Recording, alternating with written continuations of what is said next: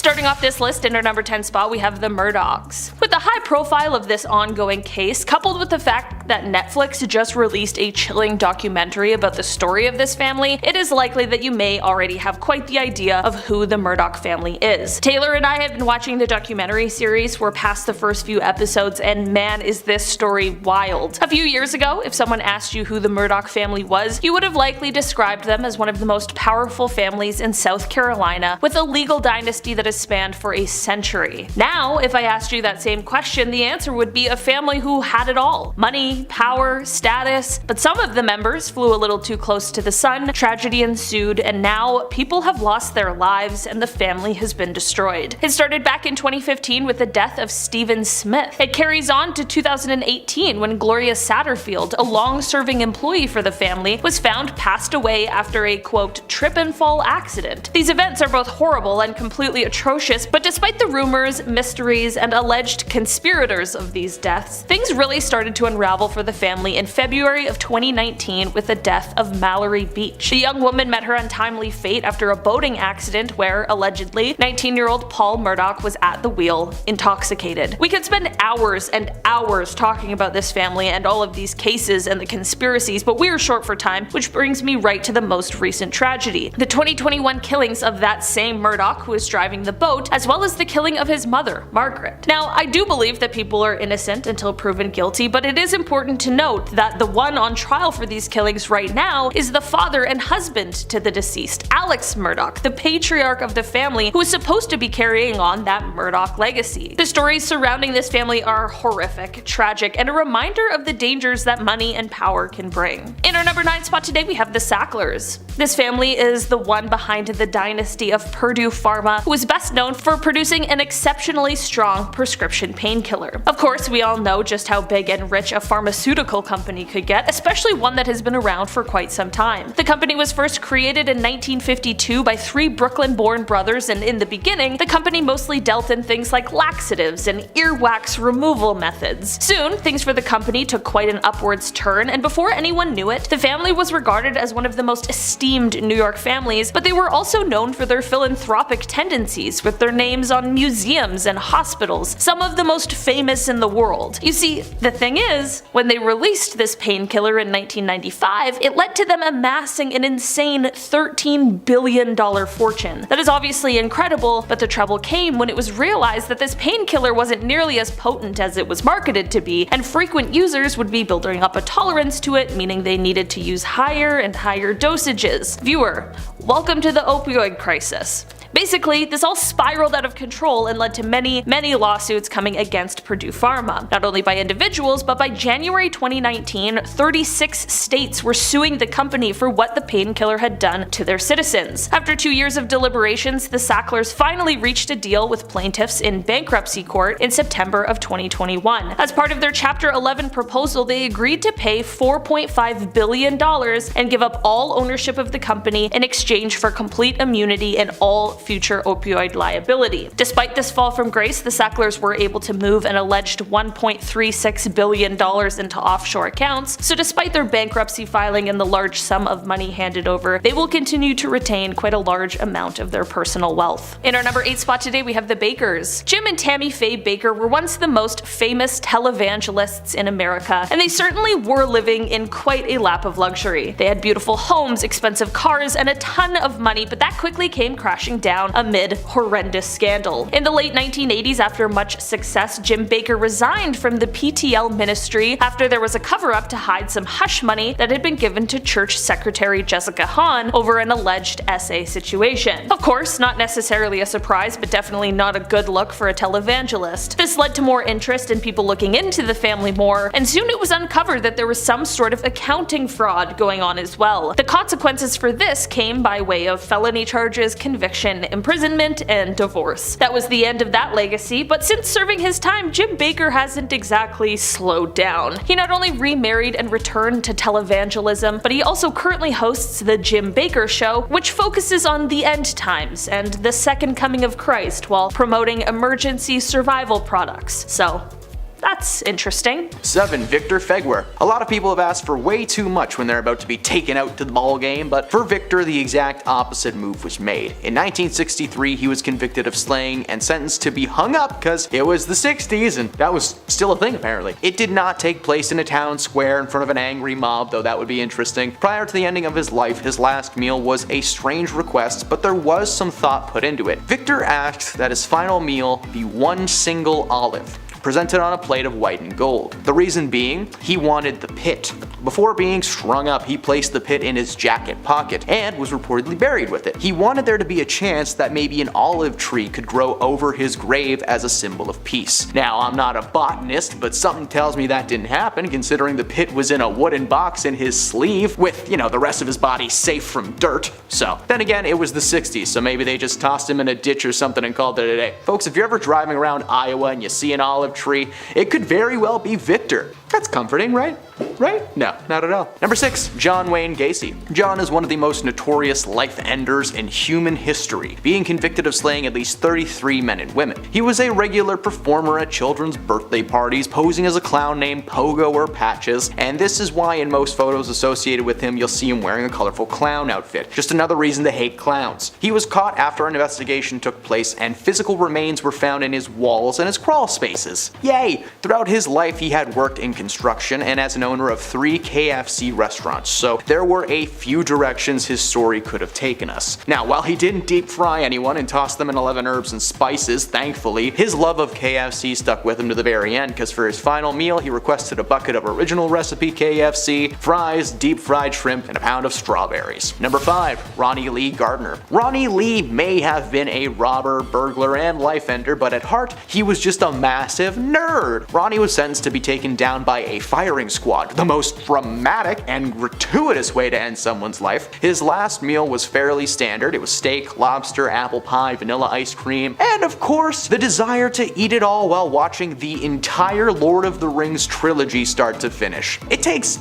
like 9.5 hours to finish the Lord of the Rings trilogy, not including the extended cuts. This man was about to be done with his life, and he was like, you know what, let me watch the little hairy toad man drop that ring into the fire one more time. Even if Frodo didn't want to do it in the end, it happens. Sorry, having Lord of the Rings flashbacks. This is not a list about Lord of the Rings. The funny part is that he actually didn't watch the movies. He ate his meal and read a book while he listened to the movies. This is a strange request, but at least he didn't want to eat the trilogy. This would have been a very different list. I can't find any public record of this, but a small part of me really hopes that there is someone out there so unhinged that they genuinely wish to eat a Blu-ray disc before leaving this earth. Does it taste blue? We may never know. Number 4. Gary Carl Simons Jr. Say that 10 times fast. This man's dark origins are something straight up out of a horror movie. This man was working at a grocery store as a butcher in 1996 when he decided to chop someone into little pieces and literally feed them to alligators. For his final meal, we're not sure if this was a genuine order or if this was just a meme. This man wanted 2 medium pizzas stuffed and covered in all the toppings, 10 8-ounce packs of Parmesan cheese and ranch dressing, 10 each, a family-sized bag of Doritos, nacho cheese, sliced jalapenos, 2 strawberry shakes, 2 cherry cokes, 1 supersized order of McDonald's french fries with ketchup mayo, and of course 2 pints of ice cream. Don't worry though, the pizzas were medium, because,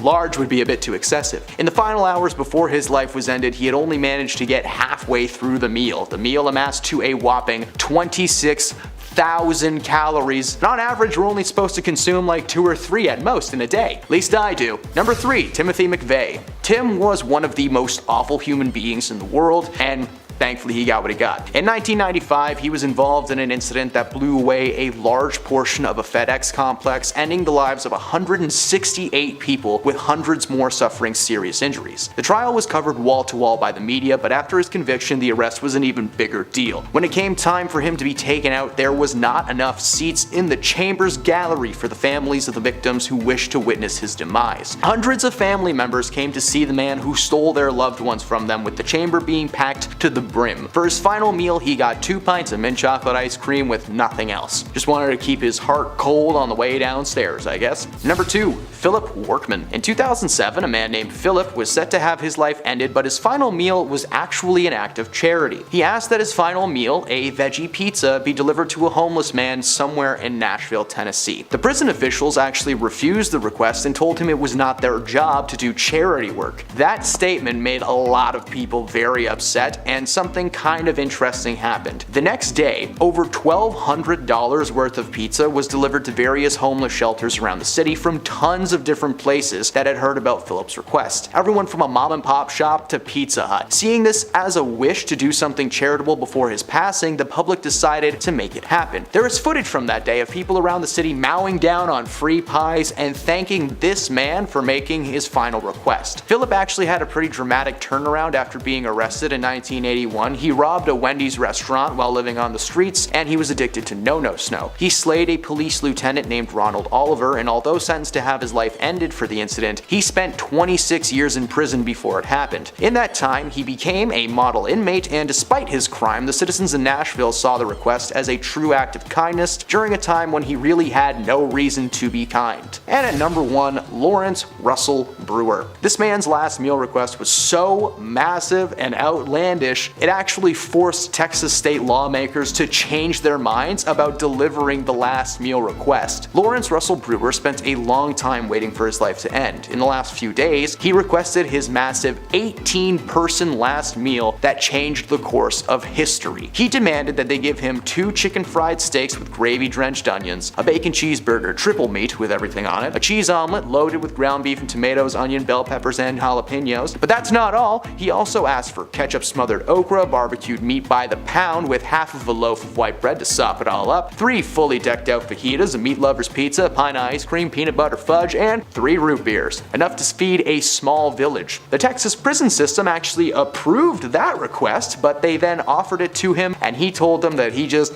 wasn't hungry. This man was about to have his life ended, and one of the last things he wanted to do was mess with a prison guard. That's kinda legendary. But that literally changed the law, so now no one gets a last meal, so give and take. So to start, it's Genghis Khan. That's probably the most obvious start in this case. Good old Genghis was the ruler and emperor of the Mongol Empire, the largest empire in history. How'd he do that? Well, even if they were outnumbered, which they usually were, the Mongols were masters of tactical and psychological warfare. They always had one-time offer for any city or civilization they came across. If this people in the town surrendered, the Mongols would treat them well and allow them the fruits of a secure world. They had considerable personal liberty, religious freedoms, and overall more rights. Once the Mongols were empowered, their land was safe and well controlled. If, however, the people resisted the Mongol advance, they and their cities would feel the full fury of the enraged invaders. The Mongols were violent, decapitating a path from the west shores of the Black Sea to the Pacific. Some experts calculate that fully 11% of the world's population died because of the Mongol expansion. He died in 1227 himself after defeating the Tanguts, and he left his successor and sons to handle everything. Don't think they were any better, however. His grandson told the Pope that he'd only protect Christian pilgrimage to Jerusalem if the Pope brought every king of Christendom to Khan to swear fealty. And his son committed one of the worst Mongol atrocities recorded against the Oryats. So I could go on, but we got more freaks to talk about. Your takeaway is don't mess with a Mongol. At Hardy fans, you'll know this one, the Krays. Dramatized in the 2015 movie Legends, these identical twins are unique in comparison to other criminal empire leaders. They ruled East End London with an iron fist during the swingin' 60s. Their criminal empire depended on robbery and protection rackets to thrive.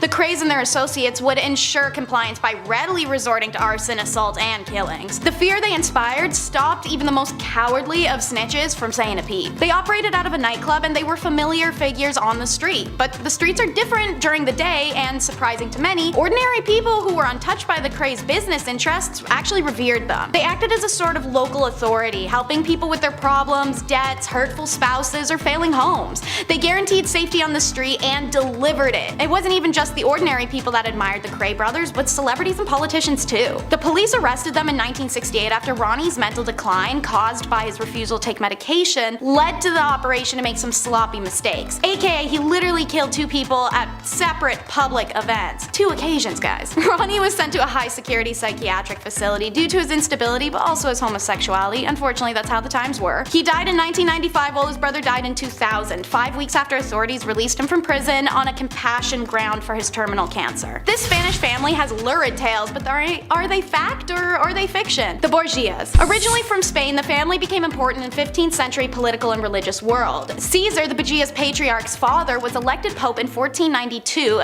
of the titular church of Santa Maria Nova, making Caesar the archbishop and later the cardinal in 1492. Caesar, however, had no interest in religious vocation. He was better known at the papal court for his hunting parties and amorous liaisons and flashy clothes, rather than meticulous religious observations. On the death of Pedro Luis in 1488, the title of Duke of Granda had been handed past him and gone to his younger brother Juan. When Juan was mysteriously murdered in 1497, the rumor gradually spread that Caesar was the culprit. Ambitious and hungry for yet more power, the family included 2 popes, one of which was Alexander, the father of the famous Lucrezia. Her family was perfectly happy to use her as a pawn in their power plays. She entered into several arranged marriages, each one helped the Borgias extend their grip. She's also what inspired the belief that they really kept it in the family. After retiring to Naples after being a professional wife, Giovanni, dubbed the Roman infant, is seen at approximately age 3 for the first time. 2 papal bulls recognized the child as an illegitimate son of first Caesar, her uncle, and then of Alexander, her dad, who probably was the true father. The mysterious origin of the child, as well as her presence at a celebrated night group romp in the Vatican, has been used to support the rumors. You can learn more about this disastrous family in a 3-season TV drama literally named after them, The Borgias. Number 7. Amelia Dyer. Proving one of the Victorian era's most infamous criminals, Amelia Dyer could be one of the most prolific serial killers in human history. Back in Victorian England, people were paid for adopting babies in a practice known as baby farming. Amelia Dyer would then turn this into her profession and adopted numerous young people. She began by keeping them for a time until they passed of natural causes, but ultimately turned to disposing them shortly after adopting them, thereby keeping the money without having to actually raise them. One of Dyer's victims was found floating in the River Thames on March 30th, 1896, leading to her arrest and eventually execution. While the 6 victims may have been confirmed, it's believed that Dyer may have actually killed up to 400 throughout her life. In one of the most sensational trials of the Victorian period, she was found guilty and later hung. Number 6. Isabella the First. Although they were noted as the Queen Regent of Castile and United Spain, the atrocities they had inflicted onto the world has been noted as an expansion at the hands of so many deaths. Isabella and Fernandad issued the Alhambra Decree in 1492, which resulted in the expulsions of Jews from Spain. This policy, driven by the religious and political motives, has been criticized for its impact on a significant population. She also supported the establishment of the Spanish Inquisition in 1478, while initially intending to ensure the orthodoxy of converts from Judaism and Islam. It later expanded its scope. The Inquisition was responsible for the persecution, torment, and execution of individuals accused of heresy. As well as her support for Columbus, as we know, led the discovery and eradication of the indigenous of America. Her desire and need of expansion through led to the world where it is today, left a blood trail of civilizations that were already established before they even got their colonial hands on. Number 5. Dagmar Overby. Dagmar Overby was a Danish serial killer who killed, including one of her own, during a 7-year period between 1913 to 1920. Overby was working as a professional caretaker, caring for babies born outside of marriage. Out of all the minors she killed, some were strangled, some were drowned, and the rest buried to death in her mansory heater. The exact number of Overby's victims remain unclear, but it is believed that she may have been responsible for the deaths of at least 25. In March 1921, Overby was sentenced to death in one of the most watched death trials in Danish history. The sentence was later commuted to life in jail, and Overby died in prison in 1929, age 42. Number 4. Daria Saltikova. Daria Nikolaevna Saltikova, also known as the Saltikchika, was a Russian noblewoman who gained infamy for her cruel treatment and deaths of serfs during the 18th century. She became a widow at the age of 25, and after her husband's death in 1755, Saltikova inherited significant wealth and several estates. Saltikova was known for her extreme cruelty and sadistic treatment of her serfs who worked for her on her estates. She then subjected them to physical and psychological harm, including torment and death. Rumors about Saltikova's harmful behavior circulated and complaints were made to authorities. In 1768, Daria Saltikova was arrested and brought to trial. The investigation revealed horrifying details of her crime, including instances of beating, mutilations, and killing of serfs. In 1768, she was sentenced to life imprisonment and perpetual penitence in a convent. Daria Salova died in 1801 while still in confinement, and her life and crimes became the subject of legends and stories, illustrating the extreme harm that some members of the Russian nobility inflicted on their serfs. In total, she ended up killing up to 140 people. Number 3, Leonarda Ciancioluli. My bad if I messed that up. Also known as the soap maker of Correggio, Leonarda was an Italian serial killer who gained infamy for her gruesome crimes in the 1930s. Leonarda's crime was motivated by a twisted belief in human sacrifice as a means of protecting her children and ensuring their well-being. She believed that her killings would result in turning her victims into soap and tea cakes, and Leonarda's first known killings occurred in 1939 when she killed Faustina Seti, a middle-aged woman whom she had promised to find a husband. She subsequently killed 2 other women, Francesca Salvi and Virginia Cacioppo, using similar methods, and in 1946, Leonarda went to trial for her crimes. She was then found guilty and sentenced to 30 years in prison and 3 years in a criminal asylum. Leonarda spent her sentence in various prisons and psychiatric institutions where then she died on October 15, 1970. Number 2, Yuana Baraza. Born in 1957 to an alcoholic mother, Yuana Baraza is a former Mexican professional wrestler and one of the most prolific serial killers in Mexican history. Between 1998 and 2006, Baraza, a remarkable, hefty, and muscular woman, killed between 42 and 48 elderly women. This earned her the nickname the Old Lady Killer, and it was long thought that the killer was a male, and it wasn't until January 2006 when Baraza was arrested fleeing from the home of one of her latest victims. She was found guilty on 16 charges of these crimes and sentenced to 759 years in prison. Considering all of her victims were older women, there is a chance it was due to childhood trauma from her alcoholic mother. She felt the need to take justice into her own hands and kill as many quote-unquote versions of her mother she could find. But of course, this is all speculation, and even if that was the case, whatever her experience was with her mother was a clear indication of her subconscious motive. And finally, number 1, Andita Marti. This Spanish woman is often referred to as a vampire owing to the nature of her crimes. It is generally believed that Marti kidnapped young people off the streets of Barcelona and put them to work in her brothel. It is also believed that Marti killed minors and used their blood and remains in various elixirs, and then she sold these elixirs to the rich, claiming that they would treat dangerous ailments like tuberculosis. 12 victims have been linked to Marti, although it's suspected that she killed many more. However, some historians defend Marti and argue that her crimes weren't as bad or as many as the traditional story suggests. Either way, people had died. All of these women had something in common, and it was their desire and thirst for death, revenge, or just plain sadistic. Either way, I wouldn't be too sure if I'd want to be alone in a room with anyone who thinks life is something you can just take away. And let's get into it. Number 10, Myra Hindley.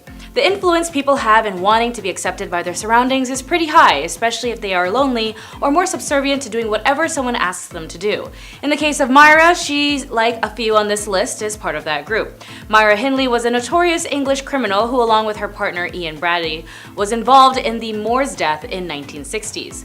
Both of their victims were young people and teenagers, and the crimes became known as the Moors deaths because some of the victims' bodies were buried on the Saddleworth Moor near Manchester. The ages of the victims ranged from 10 to 17 years old, and Myra Hindley and Ian Brady were arrested on October 1965. At their trial in 1966, they were convicted of multiple killings. Both were sentenced to life imprisonment. Hindley was also convicted of harboring Brady's knowledge of John Kilbride's deaths, and Myra Hindley spent over 36 years in prison. During her incarceration, she underwent various legal proceedings and appeals, and she consistently maintained that she was a reformed person and sought parole on multiple occasions. In the end, Myra died in prison on November 15, 2002 at the age of 60. Number 9, Carla Hoka.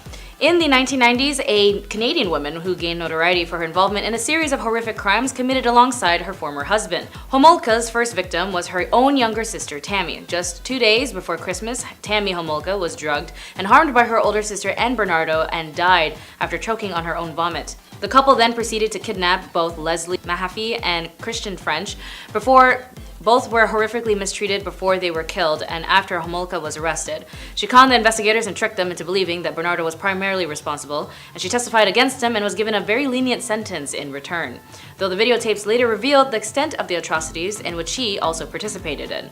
Homolka was released from prison in 2005, and Homolka today lives in a completely different life. She settled comfortably in Quebec, where she is part of a quiet community and even volunteers at a local elementary school. Number 8. Rosemary West. Part of the serial killing couple from the Gloucestershire area of England, Rose and Fred West killed at least 9 young women together throughout the 70s and 80s.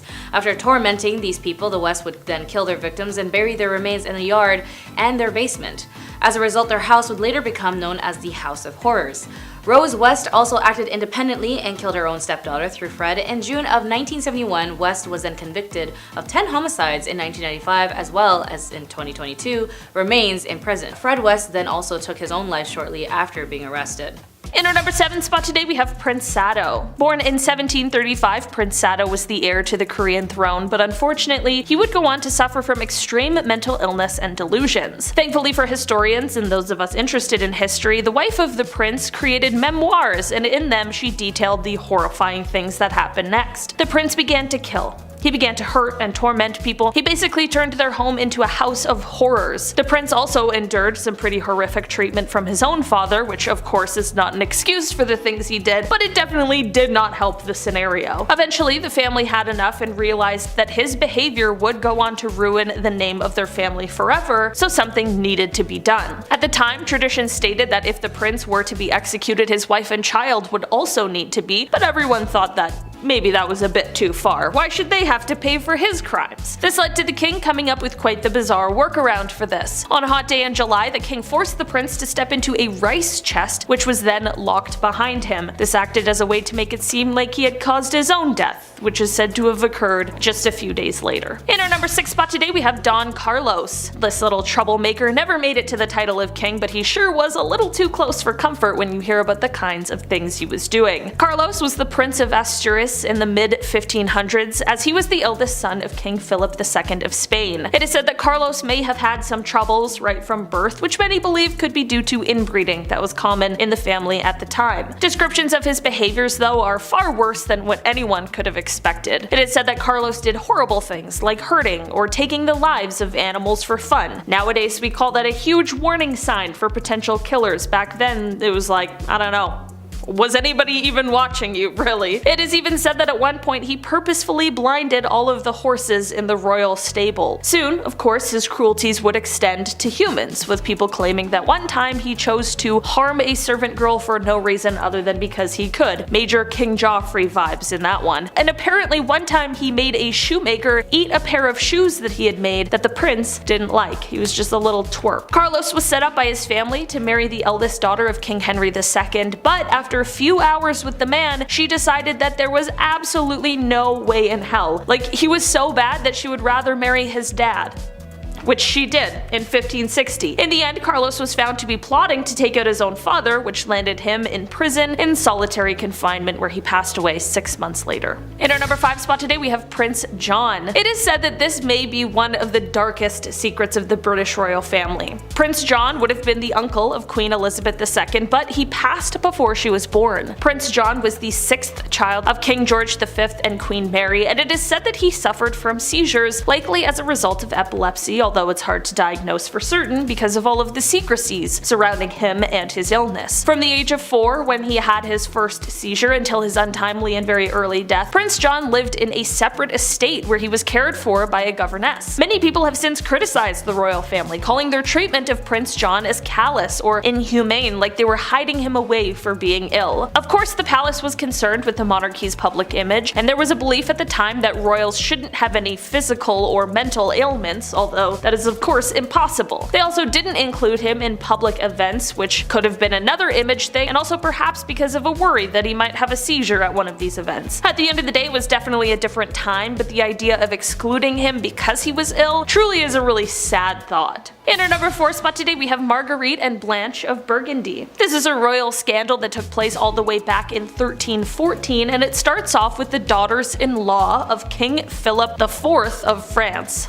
I think that's the 4th. Here's hoping. These young women, Margarette and Blanc of Burgundy, were accused of having quite a scandalous affair with 2 brothers, Philippe and Gautier. So this already is some hot tea, but apparently when Queen Isabella of England, who is the daughter of King Philip of France, so I guess like sisters-in-law with these ladies. When she heard these stories, apparently she's the one who totally outed their affairs. It was obviously a huge deal and both of the women admitted to their adultery. This led to them being pretty much erased from public knowledge. They had their hair cut short and they were thrown in a dungeon, and even though Marguerite was meant to be the Queen of France through her marriage, when her husband ascended the throne, she stayed locked in the dungeon until the marriage could be annulled. Little is known about what happened to either of them after this point. However, it is believed that Marguerite passed away in 1315 and Blanche 1326. As for the men in this affair, well, they met quite a gruesome fate that involved the removal of their bits and pieces before their swift execution. In our number 3 spot today we have the Duggars. Alright, one of the most famous reality TV families, and even before the horrors of this family came to light, they were already a family that had fame due to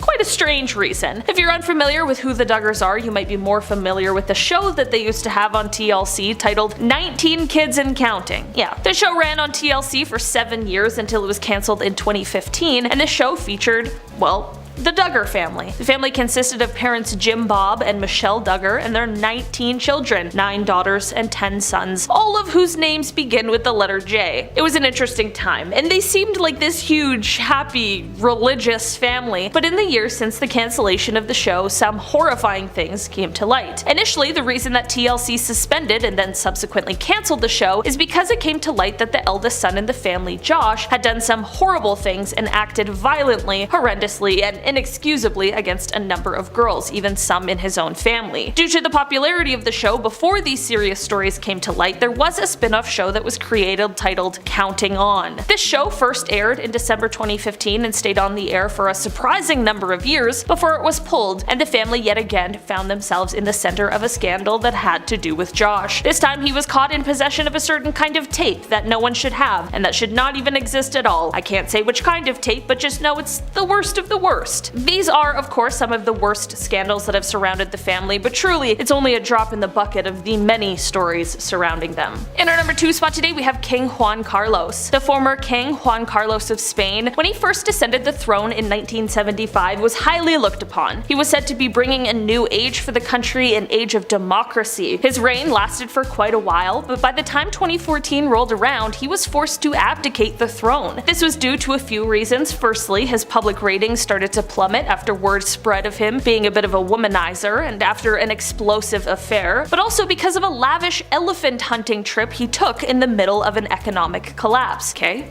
fair enough, I can see why people were getting their guard up a bit. So the king abdicated the throne in favor of his son Philippe, who sits on it to this day. During this time, however, the scandals in the family weren't only to do with Juan Carlos. In January of 2014, another of his children, his daughter Infanta Cristina, was charged with tax fraud. She has since been acquitted, that happened in 2017, but she was stripped of her title as the Duchess of Palma de Mallorca, and this whole deal had her leaving Spain and moving to Switzerland. The drama doesn't end here, however, because her husband actually was convicted in the case with charges that included embezzlement, fraud, and tax evasion, and he received prison time in 2018. In the end, none of the fraud charges have ever been linked back to the former king, but this entire debacle did cause the former ruler to move out of Spain. With his move came a letter, part of which read, quote, "Guided by the conviction to perform the best service to the Spanish people, their institutions, and you as king, I am communicating my thoughtful decision to move at this time outside of Spain. A decision I make with sadness, but with great serenity.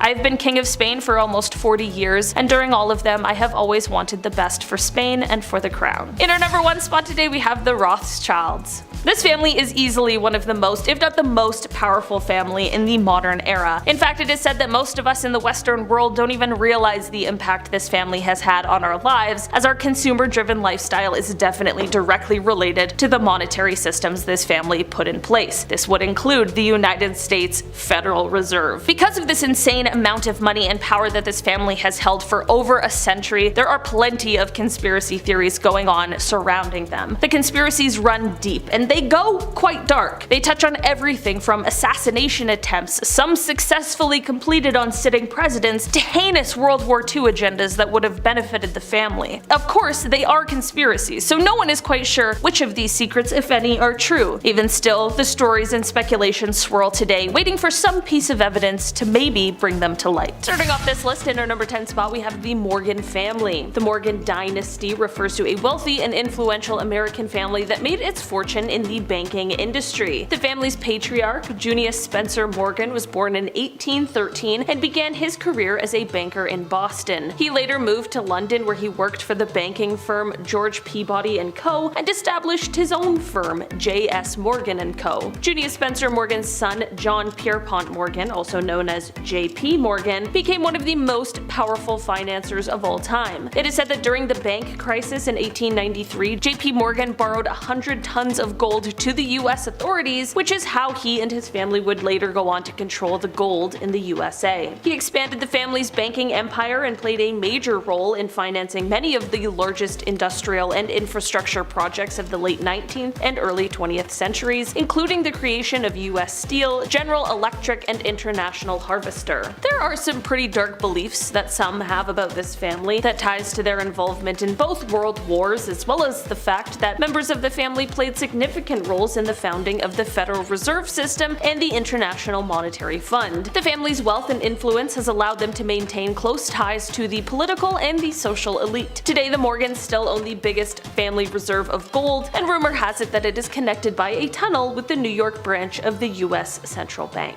In our number 9 spot today, we have the Dupont family. The Dupont family is a prominent family of French descent that has played a very significant role in the development of the United States since the late 18th century. The family has been involved in a variety of industries, including chemicals, gunpowder, textiles, and agriculture. The Dupont family's story began with, the first Dupont, who was a French chemist who immigrated to the United States in 1800. He would later go on to found a chemical company that specialized in the production of gunpowder. The company's success helped to establish the Dupont family as one of the wealthiest and most powerful in the United States. These roots only grew deeper as the family allegedly ensured the U.S. purchase of Louisiana from Napoleon in 1803. During World War II, the family's chemical company played a very significant role in the Manhattan Project, which developed the very first atomic bomb. The family has also been involved in politics, with several members serving as governors, senators, and other elected officials. Some even believe that this family had the ability to influence U.S. authorities so much that they might be responsible for the initial ban of the production of hemp and the ban on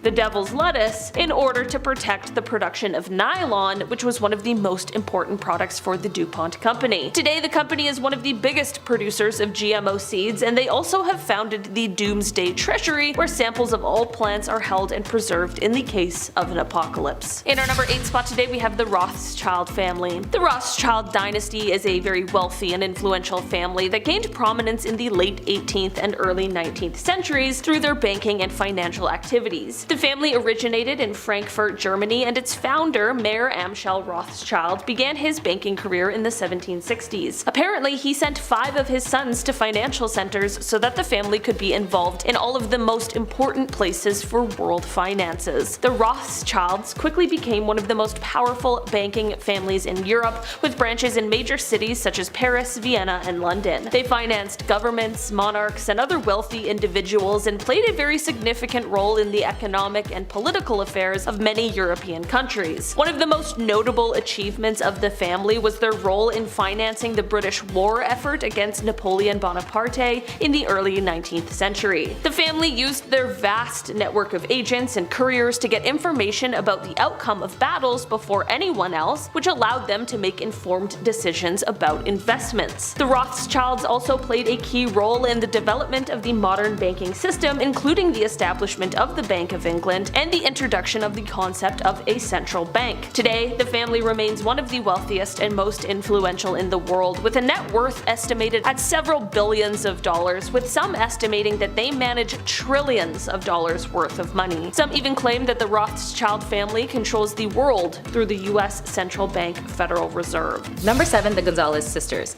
The 4 Gonzalez sisters ran a successful business from 1945 until the police closed it down in 1964. So what was the business? Adult work.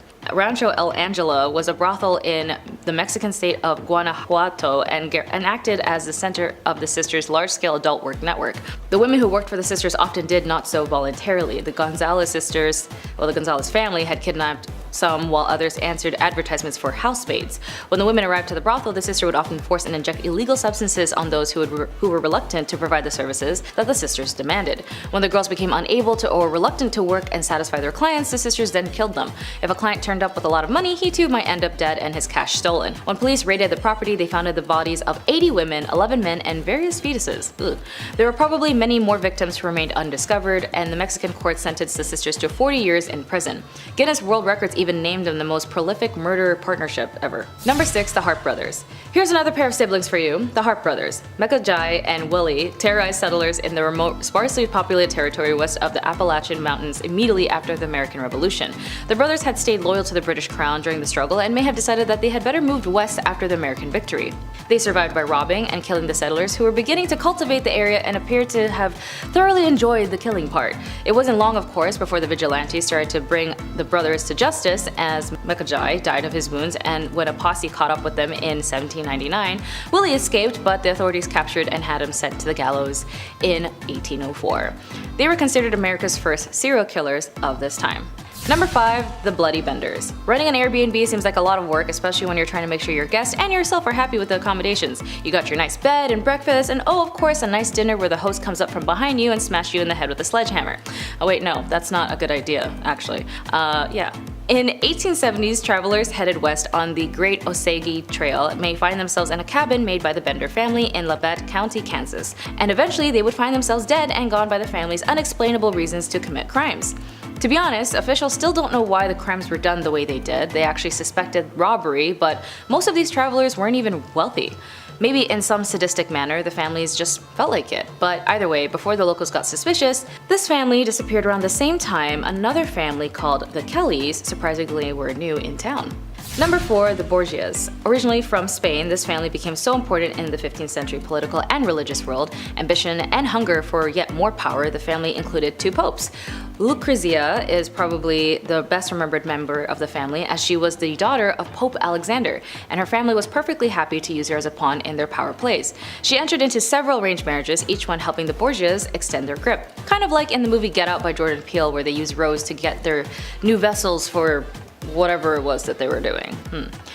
Contemporaries often portrayed the extended family as ruthless, a family that would stop at nothing in pursuit of its own ends, and by the time the Alexander papacy ended, people suspected them of adultery, theft, bribery, and breeding, and morally injuring people. Whether or not these situations were true, historians do suspect it might have been conspiracies made by jealous rivals. Number 3. The Bean Clan. Spoiler alert, if you watch Attack on Titan, you might know the scene where Hanji had 2 titans in her custody named Swanee and Bean. Well, those names were actually based on a real family, the Bean family, and their head, Swanee. Although his name is actually Alexander Bean, him and his wife in the 16th century set up a nice little home and abode in a cave by the countryside of Scotland. In their little sea cavern, they produced up to 45 children who were also some a produce of inbreeding. And by that point, they figured they couldn't just hunt for omega-3s by the seas, they needed to resort by some other ways to provide excellent nutrients. So they began tricking, trapping, and kidnapping travelers and dipping them into homemade ranch dressing. That's right, they ate people, and they survived by eating people. The clan only operated at night, and when they returned home to their little caves is where they could eat the roasted man or woman. The locals didn't know this was a thing, and for 25 years the clan survived and ate up to 1,000 people. The family was tracked down by authorities and all died under their custody. The tale of the Bean clan only appeared in a Newgate calendar in the 18th century, and its publications always highlighted awful crimes to educate its readers. However, this was the same type of publication that had the same notoriety as a fake news forum. Number 2. Fred and Rose West. Ever see someone at the bus stop and thought they were really cute, but also thought, hey, you know what, they'd be a great accomplice for a lot of crime? And that's what happened to Fred and Rose West. The 2 serial killers met at a bus stop and somehow created a relationship with one another. From 1971 to 1987, the couple would sought out female victims in Gloucestershire, England, and after tormenting and eventually slaying the victims, they would bury them in their cellar. Earning the name the House of Horrors, among the many victims was actually Fred's daughter. By 1994, the law finally caught up with the couple, and Rose was convicted up to 10 of the crimes and sentences to life in prison. Meanwhile, her cohort, Fred, took his own life before he could be convicted. When he did die, he did confess to 30 of the victims he tormented, which unfortunately might be even speculating that there's probably more victims left undiscovered. Number 1. Sackler Family. The Sackler family is an American family who owned the pharmaceutical company and have faced lawsuits regarding overprescriptions of addictive pharmaceutical drugs, including OxyContin. Purdue Pharma has been criticized for its role in the opioid epidemic in the United States, and they have been described as the most evil family in America and the worst drug dealers in history. They were often cited as early pioneers of medication techniques, which ended the common practice of lobotomies, and were also regarded as the first to fight for racial integration of blood banks. In 1996, Purdue Pharma introduced OxyContin, a reformulated version of oxycodone, in a slow-release form. Oxycodone was first invented in 1916 and sold as Eucodal, but had been withdrawn from the market in 1990 due to addiction issues. Despite them putting out their good deeds through donations by multiple Ivy League schools and art foundations, they're also noted for their money laundering and, of course, the opioid lawsuits. According to The New Yorker, Purdue Pharma played a special role in the opioid crisis because the company was the first to set out in the 1990s to persuade the American medical establishment that strong opioids should be much more widely prescribed and that physicians' long-standing fears about the addictive nature of such drugs were overblown. Yeah, okay. Purdue Pharma was dissolved on September 1st, 2021. The Sacklers agreed to pay $4.5 billion over 9 years, with most of that money funding addiction treatment. As they should. Number 10. The Pap and Sisters. A lot of families on this list are mainly siblings, but hey, blood is thicker than water, and for the Pap and Sisters, so is scandalizing an entire nation and touted as the crime of the century. Christine and Leah Papin were accused in 1933 of gruesomely and morally wounding their employers in what seemed to be a crazed act of raving madness. The sisters were first separated to work as maids in different households, but when they were united, they ended up working for the Lancelin household, a very bougie family in Le Mans. Of course, this was when everything went downhill, as one night, the Lancelin women arrived late from a shopping spree, and upon learning that the power had gone out, Madame Lancelin flew into a rage, and in defense, Christine grabbed a pewter jug and hit her mistress over the head. After which, Genevieve, the daughter, came running after the elder Papin sister, and the scuffle soon turned into a free-for-all. Both sisters then proceeded to tear the Lancelin women's eyes out and hit them repeatedly with a sharp object and beat their face into a pulp with a hammer. Their case was extremely odd since the motive was still unclear, and the girls were caught up in either grips of insanity or just intentionally tried to put revenge on their employers, who knows. Number 9. Raya and Sakina. Egyptians' most famous serial killers, these sisters began killing women in Alexandria at the turn of the 20th century for a multitude of reasons that remained rather vague if not properly understood. Prime motives point primarily to poverty, class-based anger and paranoia, and perhaps sexual turmoil. For years, by increasing reports of missing women in Alexandria, all tied by two defining characteristics: their gender and apparently their wealth. That they were reported to be wearing gold jewelry and carrying large sums of money. They were also almost always seen with a woman named Sakina, who, despite facing interrogation multiple times, skillfully dodged any suspicions of her involvement. In 1920, when a passerby found a dismembered body, another man also happened to find human remains under his floor tiles while trying to fix a water pipe. Law enforcement put two and two together and realized that Raya and Sakina were renting a home in which they lured wealthy women and eventually ending their lives hiding their remains underground. The sisters were the first women to be given the death penalty in the new formally Egyptian courts of the time, independent from a colonial rule. Number 8. The Genovese family. I mean, when it comes to crime and families, you're bound to discover, well, crime families. I am a fan of crime movies like Goodfellas, and honestly they had really great actors in that film, and although they are comprised of the 5 top big families, I will start with the Genovese family. The families emerged at the end of the Castellamares War, a mafia power struggle in the early 1930s that was named after the Sicilian hometown of many of the participants. It left as many as 60 mobsters, many high-ranking, dead, plus other organized crime factions throughout the country. Salvatore was also known as Luciano, who was active in profitable extortions, organizing adult work, gambling, and bootlegging schemes. And when he went to prison, Genovese took over as acting boss of what was then the largest and arguably most important and powerful of the 5 families. During the years 1930s and 1960s, there was a constant battle between the members on takeover of control of the businesses and the developments made. The Genovese family is still active in the 21st century, reportedly engaging in such white-collar crimes as extortions, loan sharking, and gambling. A 2006 raid led to the conviction of as many as 30 members of the family on racketeering charges, and 6 alleged associates were arrested in 2022. If I messed up your family's name, I'm sorry. Number 7. The Rockefeller. Donald Trump might have been a billionaire or the most famous billionaire, but I still think J.D. Rockefeller takes the cake. And his family, actually. A little history lesson here. Rockefeller, in a nutshell, was the first modern billionaire. Bruce Wayne, Tony Stark levels of wealth. Seriously, he was pretty rich. When oil and gas became big business in the late 1880s because Industrial Revolution, cars, we need oil, his company, Standard Oil, slowly rose up until they had a monopoly on the oil industry. By cutting out middlemen and cornering the market, he amassed billions. Today, adjusted for inflation, his pockets were lined with a very healthy $23 billion. Say it again, $23 billion. That was all the way back then. Way before Elon Musk, Bill Gates, and Buffett did it. I wouldn't mind $23 billion myself. Sounds good, right? Oh, all the McDonald's I could have. Oh yeah. Number 6, the Coppolas. Imagine being a not so well-known director, then Marlon Brando walks in the room and goes, "Let's make a movie." The Godfather, great movie, right? Well, it seems that filmmaking runs in the family. Awesome. A whole family of people involved in film. You gotta love that. I love film, that's awesome. However, for those fans of The Godfather, which if you haven't seen it, please do. It's a masterpiece, go see it. What's not a masterpiece, however, is The Godfather 3. You can skip that one. I can just imagine the look on people's faces when they thought they were going to see a trilogy completed masterfully. It's a real stinker, folks, for many reasons, but a big one is Sofia Coppola, who plays Michael Corleone's daughter in the movie, which in real life is Francis Ford Coppola's daughter, the director of the movie. Imagine taking one of the best movie licenses of all time and almost single-handedly ruining that. Sorry, Dad. Number 5, the Kardashians. Everybody knows the Kardashians. Everybody and everyone knows that they've had tons of scandals. Kim Kardashian being married to Kanye West is just scandal by proxy. Come on, that guy's crazy. She also had a tape that got out. Not her best moment. Mr. Kardashian was a lawyer on the O.J. Simpson case where he may or may not have done it. And of course Kris Jenner married Bruce Jenner, and who's now the fabulous Caitlyn Jenner, and her daughter was in a weird Pepsi commercial this one time, and this whole list could be about them, honestly. Strangely enough, for people who generally don't have talent in Hollywood, they sure get a lot of press.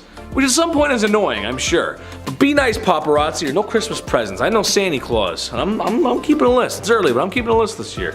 Number 4, the Queen. Being the Queen of England is hard, or so I'm told. I mean, it must be kind of nice to sit in a big palace all day, eating cucumber sandwiches, and getting lost in such a big place. I know I would. I would get lost for sure. The royal family, however, are no saints and have their fair share of scandals.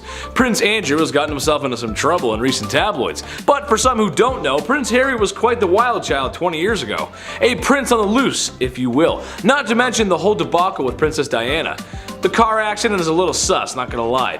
Even way back in the day when both world wars were on, there was some minor cover-up to hide the family's German heritage. Kinda hard to fight the Germans when your queens are one of the German. It just doesn't make a lot of sense. As long as there's a crown, there's always gonna be scandal. Number 3, Wally World. That's what my family calls Walmart. I don't know, that's just what we call it. The Walmart family is quite wealthy, and tied to the Walmart Corporation, of course. And if you didn't know, Walmart doesn't have a squeaky clean track record. You mean a multi-billion-dollar department store, located in over 20 countries around the world, hasn't been to every rule and law applied to them? Oh, I'm shooketh. Not to diss Walmart, I love you guys. You got some good deals there, but there's no way anyone at home hasn't heard horror stories about working there. Come on, I know you're like, yeah, you're thinking about it right now, I know you are. On a more heinous note, Walmart's production methods are uncouth, as they use a version of labor I'm not allowed to say on YouTube. But in short, their clothes are cheaply made and then sold at a huge markup. But because the production was so cheap, you can walk in there and buy a shirt for $15 and you feel like you saved. You feel good. Oh, there's a McDonald's. I'm gonna go there later. Nice, it's great. I love capitalism, it's the best. Number 2, the Genovese. Probably the most infamous crime family to ever exist, or ask for protection money. One of the 5 families of New York, the Genovese family were wise guys, good fellas, tough guys, made men, part of the crew, and like Don Rickles said once, probably sat around all day and smelling their guns. I love Don Rickles. It would be difficult to quantify everything the crime family had going for them. What separates the Italian mafia from everyday hoodlums is that they are organized, hence the name organized crime. Profiteering off anything they could, really. Illicit substances, rackets, scams, gambling, and connections everywhere, really. Watch The Irishman, it's on Netflix, it's a good movie. You'll know what I mean. Hey Frank, what do you want to do later, Frank? Number 1, the Clintons. Hillary, don't come in the room. Probably the grooviest president ever to hold office. Bill Clinton was president around the time I was born, so I'm not that familiar with his politics and policies. And when I think of the late 90s, I think of Nintendo 64, Tony Hawk, and MTV, so it would be difficult for me to talk about that in any way, really. Is the Clinton family a bunch of wealthy American leaders who have some ill-gotten gains and email deleters? Yes, most likely, but you all know why this is number 1, don't you? Did you really think that me, Big Chetty, was going to talk about Clinton and not talk about his impeachment? Being one of only 3 presidents to have that process fully started. Interesting, I didn't know that. What were you guys thinking about? What were you talking about? There's nothing else he did wrong, right? He's innocent, he's good. Who? Monica Lewinsky? Who's that? She did what with his what? Number 10, the Borgias. The Borgia family, originating from Spain, rose to prominence during the Italian Renaissance in the late 15th century. The family played a significant role in both escalating political affairs, and they are often associated with intrigue, political maneuvering, and accusations of corruption. Rodrigo Borgia, who became Pope Alexander VI in 1492, is one of the most well-known members of the Borgia family. His papacy was marked by accusation of nepotism, corruption, and political scheming. Cesare Borgia, the son of the Pope, was a key figure in the family's political ambitions. He served as a military commander and played a role in the complex power struggles of the Renaissance Italy. Lucrezia Borgia, the daughter of the Pope, used her marriages as a strategic ploy and was even accused in involving with poisons. The Borgia family faced numerous accusations, including alleged bribery, simony, and immoral behavior. Some historical accounts suggest that they even used their influence in the papacy for personal gain. Of course, that's pretty not surprising. The Borgia family's legacy had been subjected with fascination and controversy. Various historical and fictional works, include books, television series, and films, have depicted the Borgias as often emphasizing their political maneuvering, ambition, and alleged moral failings. Number 9, Merovingians. One historical debate revolves around the question of why the Merovingian kings experienced a decline in their authority. Some historians argue that the internal strife, weak leadership, and the rise of powerful noble families and mayors of the palace contributed to the decay of royal power. Others suggest that the kings intentionally adopted a more symbolic role while real power shifted in regional leaders. The role of women in this political family was a society in an era of historical interest and debate. Some historians argue that the Merovingian queens such as Brunhilde and Fergegen played a significant role in political affairs and intrigue, while others emphasizes the limitation imposed on women in that societal context. Like in many historical dynasties, the Merovingians faced disputes over succession, which sometimes led to violence and internal conflicts. The lack of a clear and consistent system of succession contributed to their instability. Number 8, House of Plantagenet. The House of Plantagenet, a royal house that ruled in England from the 12th to the 15th century, was marked by several controversies and events. One of the early controversies was involved with the sudden death of Thomas Becket, a Archbishop of Canterbury, in 1170. Becket and the King Henry II had a conflict over the authority of the church, and Becket's death in the Canterbury Cathedral led to a significant tension between the crown and the church. King John faced a rebellion by his barons due to perceived control of power, and in 1215 he reluctantly signed the Magna Carta, a document that aimed to limiting the king's power and establishing certain legal protections for subjects. The signing of the Magna Carta is a landmark event in the development of constitutional principles, and Richard III, the last Plantagenet king, is often associated with the mysterious disappearance of his nephews, the young Edward V and his brother Richard. In the Tower of London specifically was the last of their known place. The fate of the princes is a historical mystery, and Richard III has been accused of ordering their death. Number 7, Camorra. Everyone always talks about Italian-American families, but never forget about the motherland. 1, because they are still around to hurl meatballs at you, if you do, and 2, the meatballs they toss to you are the kind you ain't coming back from. The most successful of the Italian mob families, the Camorra has been around since back in the 19th century, just like awkward first dates. In modern times, they pull in around $4.9 billion per year from all kinds of illegal enterprises, from trafficking firearms to extortion. They got their start offering protection services in the 1800s during Italy's violent political struggles, and they've been killing it ever since. It's kind of a bad joke. Number 6, the Jesi James Gang. The real-life Wild Wild West bank robber, the man, the myth, the literal legend, Jesi James. Every cowboy stereotype fits here. Facial hair? Check. Rough and rugged persona? Check. Robbing and looting with your favorite pair of 6-shooters? Checkerino. That's right, neighbor. No stagecoach was safe, no lady and her baubles were safe. That wasn't until a man named Robert Ford shot Jesi James. However, I'm of the notion that just because you shot Jesi James, don't make you Jesse James. Hence why I didn't know who Robert Ford was until I made a very savvy Google search. But we've all heard of Jesse James though, haven't we? Strange how that works. Number 5, the Medellin Cartel. You ever seen Narcos? Okay then, moving on to the next point. I'm just kidding. Pablo Escobar, Colombia. The Medellin Cartel was a joint operation between multiple different Colombian traffickers and was in business from 1972 to 1993 in a huge amount of territory. Colombia, Panama, California, New York, Florida, Peru, the Bahamas, Canada. They were moving literal tons of snow each year at the height of the operation, making around $60 million a day. A day. It became political in its later years, and becoming political always ruins pretty much everything, so... Number 4, Hell's Angels. As a large white dude, there's something that happens to us when we reach middle age. We get bigger, the bellies hang a little lower, hair grows silver and thinner, our skin begins to darken from years of neglect and binge drinking in the sun while tanning with cigarettes. Yes, that's right, it's time to buy a motorcycle, says the little voice in our heads. What? No, I'm not going through a midlife crisis. This is something said by all Hell's Angels members, or your dad, or your uncle, at one point. Despite being a fun weekend club for dads and uncles to ride bikes and all the good stuff they do, the club sadly has more police investigations than a nefarious motorcycle club that has ulterior motives. Yeah, it's not good. It's not all good stuff. Unaliving, smuggling, well, you get the point here. I'd be here all day listening all the naughty stuff. At least I'm not insecure about my aging though. I wonder how much a Corvette is. Number 3, the Chicago Outfit. The Chicago Outfit was founded in 1910 by Big Jim Colosimo, but its main first leaders were Johnny Torrio and none other than this one guy, you might have heard of him, Al Capone.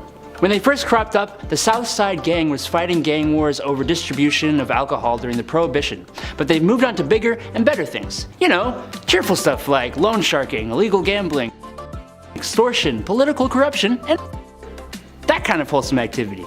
The outfit has been one of the most powerful, violent, and largest unified criminal organizations in the Midwest of the US. Number 2, Oil Baron.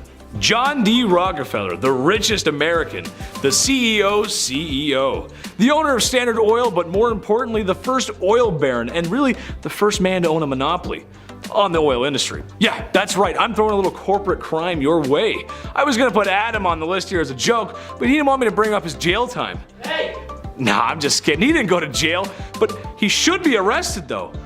For being so gosh darn cute, right? Anyways, all joking aside, John D. Rockefeller's wealth was impressive. Today with inflation, it would sit somewhere in the hundreds of billions. My god. Yes, the family still has the wealth, and no, sadly, I'm not related. Why I bring him up is because laws were created after this manipulation of the oil industry, and the reasons for is absurd wealth. They were created because of him. That's insane. Dude's got a whole square in New York. I can't even afford a closet at those prices. Oh man, someone adopt me. Number 1, the Cray twins. Reggie and Ronnie Cray. It's the Cray twins, innit? These identical twin brothers were the heads of crime in the East End of London, England in the 1950s and most of the 1960s. They were intermingled with politicians and entertainers through their nightclubs. People like Frank Sinatra and Judy Garland. With friends like that, you're bound to be a celebrity yourself. That doesn't seem helpful though when it comes to being a criminal though. Especially when one of you is literally insane. The Cray twins ran the organization known as The Firm, which was involved in crimes like armed robbery, arson, protection rackets, and assault. All the stuff that Andrew does in his spare time. Hey! I am being held against my will. Please call the authorities. Just kidding, he's great, he's great. Number 10, Genghis Khan's clan.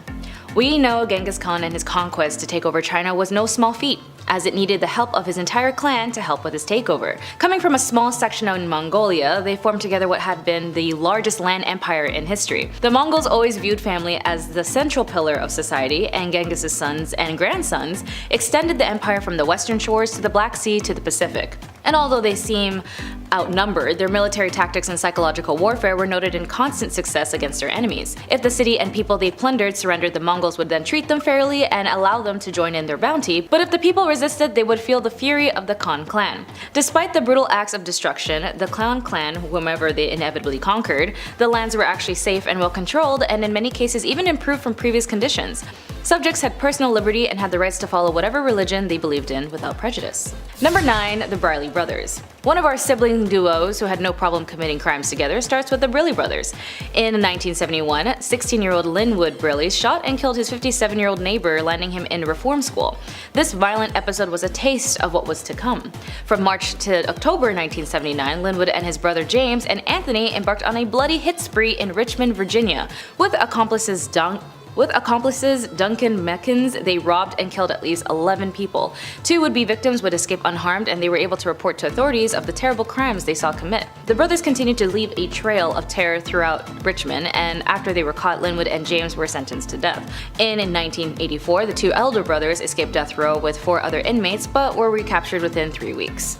Linwood and James were executed by electric chair in 1984 and 1985 respectively, and Anthony Briley and Duncan Meekins are both still incarcerated. Number 8. Cray twins. In some parts of the world, having twins was considered a rare commodity, and in 1933, during a time where having children, let alone twins, was a prized rarity.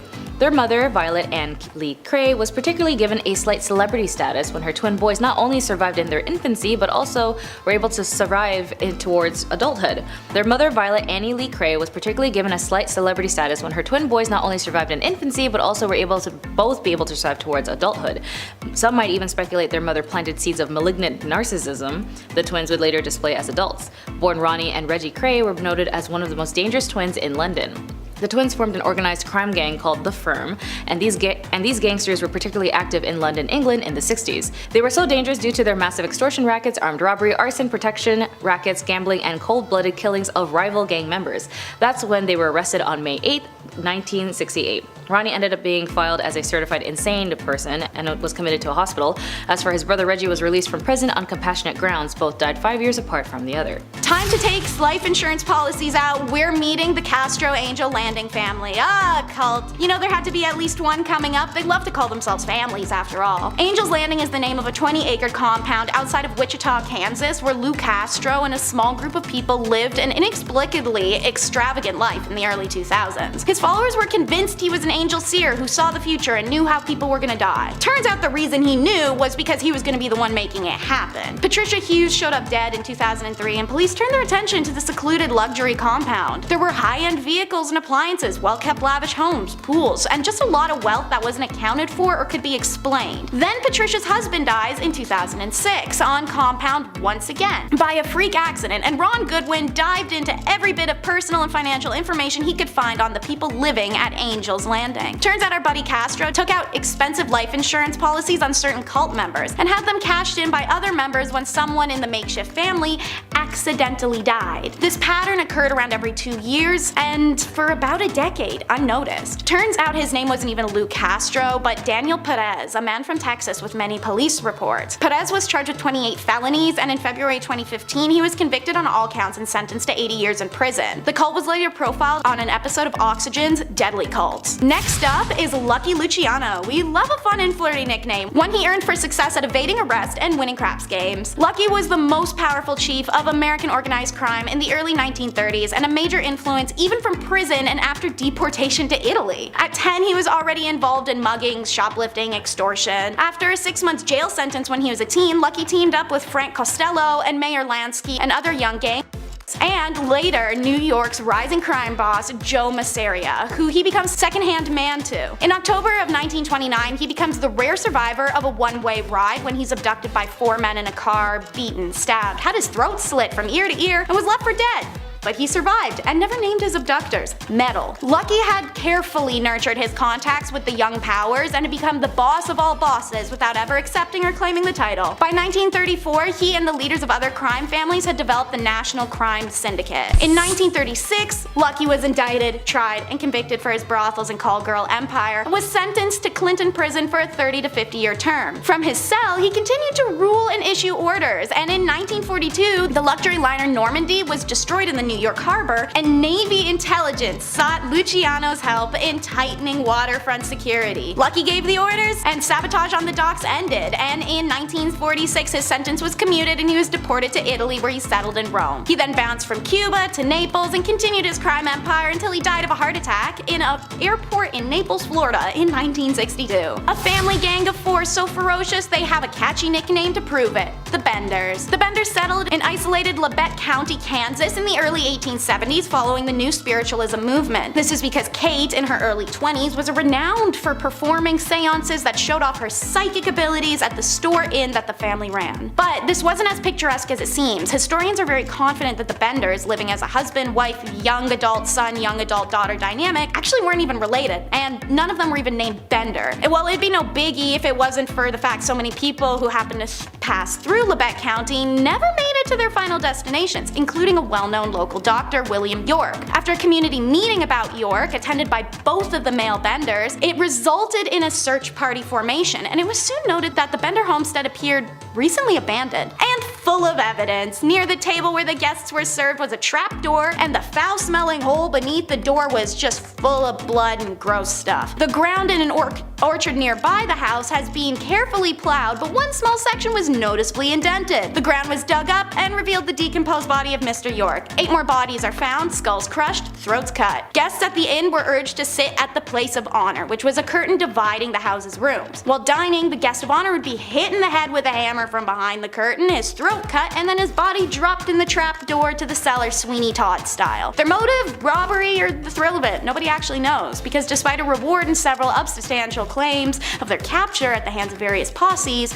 the Benders appear to have gotten away with it, and their grim story continues to intrigue. One of the few mafiastos to be executed is Louis Lepke Butchialter. Nicknamed Lepkele, Little Louis in Yiddish, then shortened to Lepke, this crime boss was a quiet man for years, managed to avoid public spotlight. In conversations with criminal associates, Lepke preferred listening over talking. He was an overall nice man, appreciated by the community for how he aided his neighbors. He generously compensated his crew members and took them to hockey games, boxing matches, and even winter cruises. He married a widower named Betty and adopted Betty's child from the previous marriage. In the early 1930s, Lepke created an effective process of performing contract killings for the Cosa Nostra mobsters. It had no name, but the press 10 years later called it Murder Inc. The Cosa Nostra mobsters wanted to insulate themselves from any connection to these killings. So, Lepke's partner would relay the contract request from the Costra to Lepke, who would assign it to a street member who had no connections with any major crime family. If they were caught, they could not implicate the Costra members in the crime. They were soon completing jobs all over the country for their mobster bosses, grossing over $1 million in profit per year. Ultimately, Lepke is cornered and forced to surrender after 3 years of hiding when the killing of Joseph Rosen, an informant, goes awry. He's tried for the killing of Rosen alongside 3 other murders, and Lepke is found guilty and sentenced to death. He exhausts his 4 appeals, but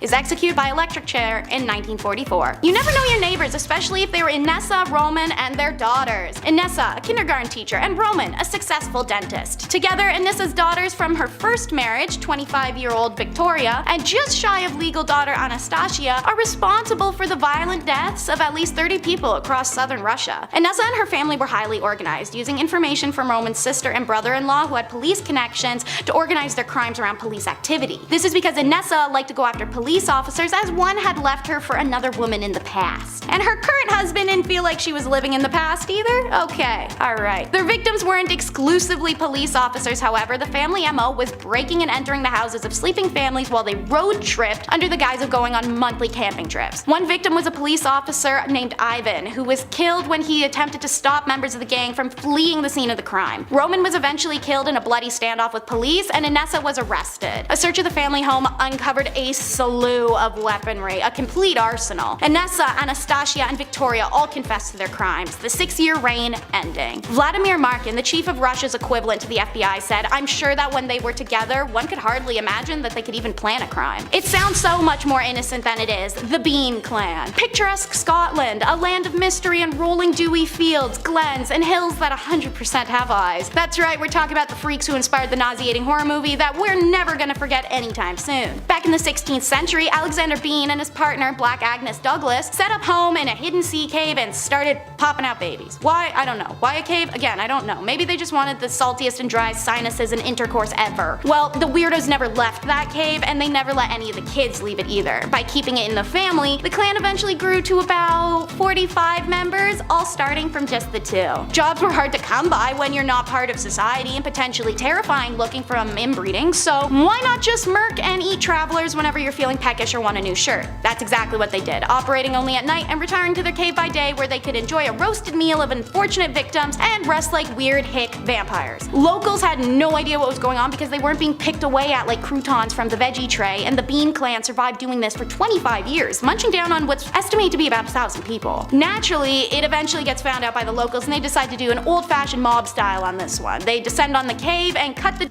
off the men, followed by their hands and feet, leaving them to bleed to death. Everyone else was burnt alive. I'm sure if they could have, these weirdos would have attended their own massacre just to snack on their own cooking remains. And now the most dysfunctional family in history, the Ptolemies. The last dynasty of Greek Egypt. Their first 3 monarchs of the dynasty were capable, vigorous sorts that did things like build the great library at Alexandria on their weekends off. But from the 4th century forward, it was nightmarish. It's like they were on a game show where you tried to kill as many of your close relatives as you were able, preferably in as painful and public of a way as possible. This is complicated for 2 reasons. 1, they kept the names in the family. Men were always named Ptolemy, and women 9 times out of 10 were called Cleopatra. 2, they kept their seed in the family too, following the Egyptian tradition, brother and sister wed and had children. This means it's not easy to explain who is killing whom. What follows offered is a kind of prose poem compiled of examples dedicated to the most bestial family in history. Alright, so Ptolemy 5 was the nicest of the later Ptolemy and thoughtfully had his mother's killers ripped apart by a mob. Ptolemy 6 fought his own brother for the throne and then married his sister Cleopatra 2. Ptolemy 4 kills his mom, who had killed her husband for having a love affair with her mother. Ptolemy 8 was a great enemy of Ptolemy 6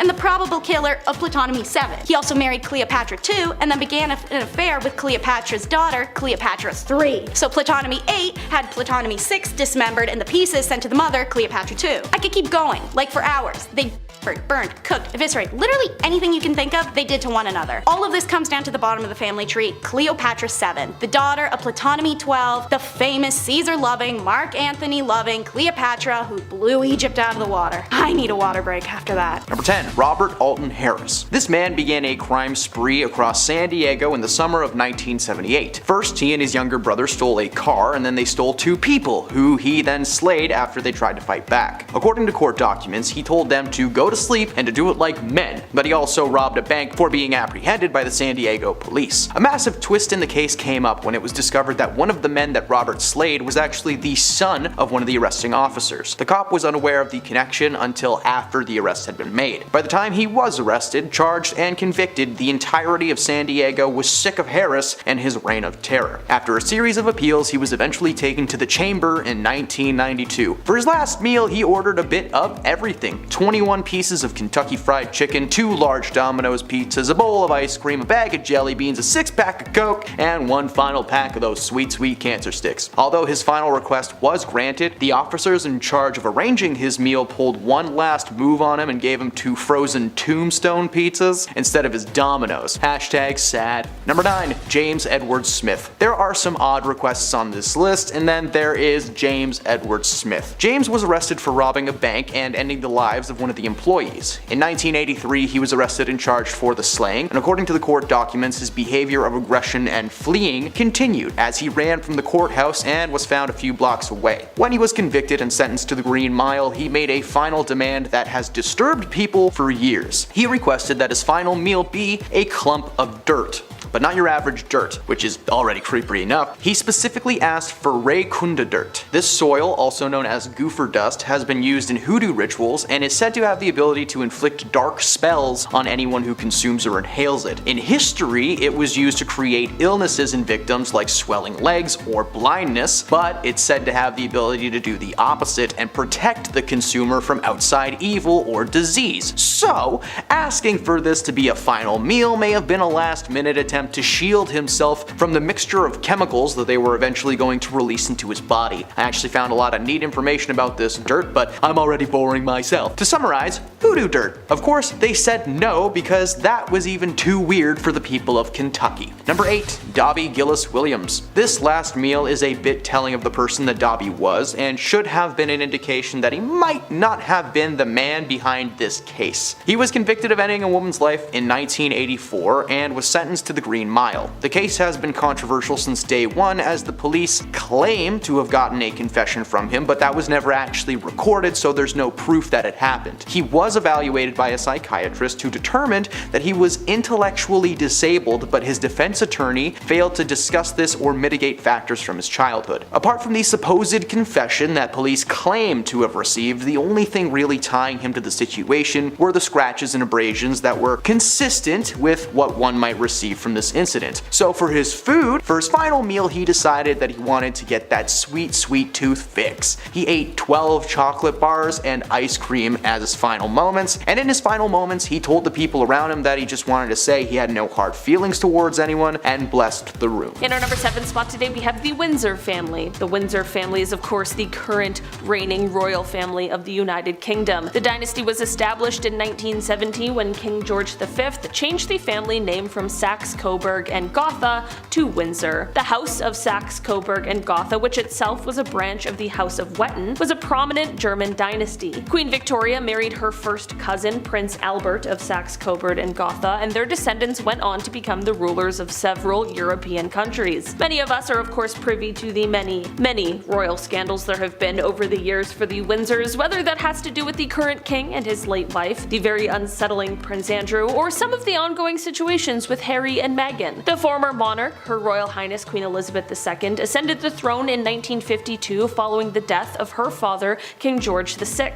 She was the longest reigning monarch in British history and oversaw very significant changes to the role and responsibilities of the British monarchy during her reign. Of course, as a monarch, this family retains quite a bit of power, a whole pile of wealth, and they are still heavily influential. In our number 6 spot today we have the Walton family. The Walton family is one of the wealthiest families in the world and is best known for founding and owning the retail giant Walmart. This family is headed by siblings Jim, Alice, and Rob Walton, who inherited their fortune from their father Sam Walton, who initially founded Walmart in 1962. Sam Walton began his career in retail with a single store in Arkansas, and over the years he and his family grew Walmart into the largest retailer in the entire world, with thousands of stores in the United States and all around the world. Today, Walmart is a Fortune 500 company and one of the largest employers in the world, with over 2 million employees. The Walton family's net worth is estimated to be around $230 billion,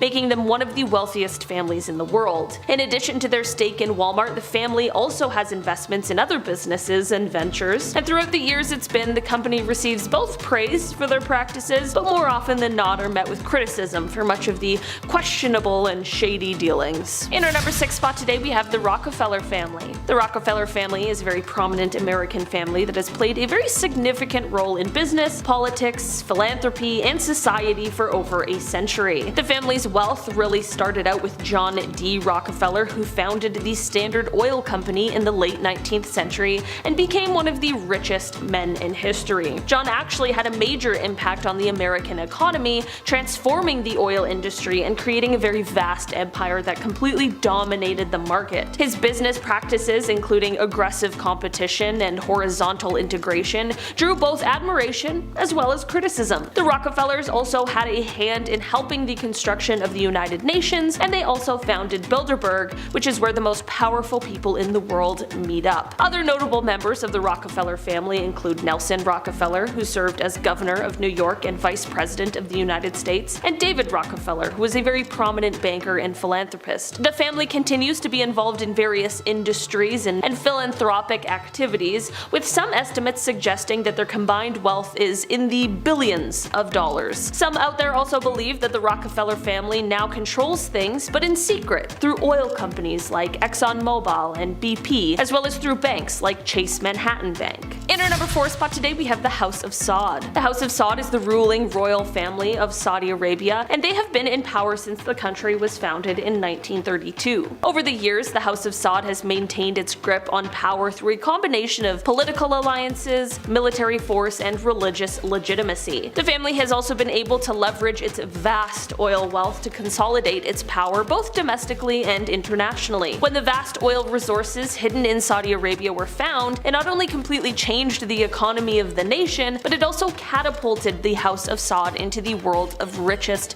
families ever. The current king of Saudi Arabia is King Salman, who ascended to the throne in 2015 following the death of his half-brother King Abdullah. The current king's son, Crown Prince Mohammed bin Salman, is widely regarded as the de facto ruler of the country. Of course, because of their mass amount of wealth and their current political position, it is no wonder this royal family remains on the list of powerful families in the world. In our number 3 spot today, we have the Bush family. The Bush family is a very prominent American political family that has produced 2 US presidents, several other notable politicians, and successful business people. The story of the Bush dynasty really starts off with Prescott Sheldon Bush, who was a successful businessman and US Senator from Connecticut. Allegedly, he became a member of a group called Skull and Bones and apparently was behind the failed military coup in 1933, which was aimed at taking power away from Franklin Roosevelt. During the Second World War, he was also the head of the Union Banking Corporation. This is all fine and well until the bank was impounded due to their connections with,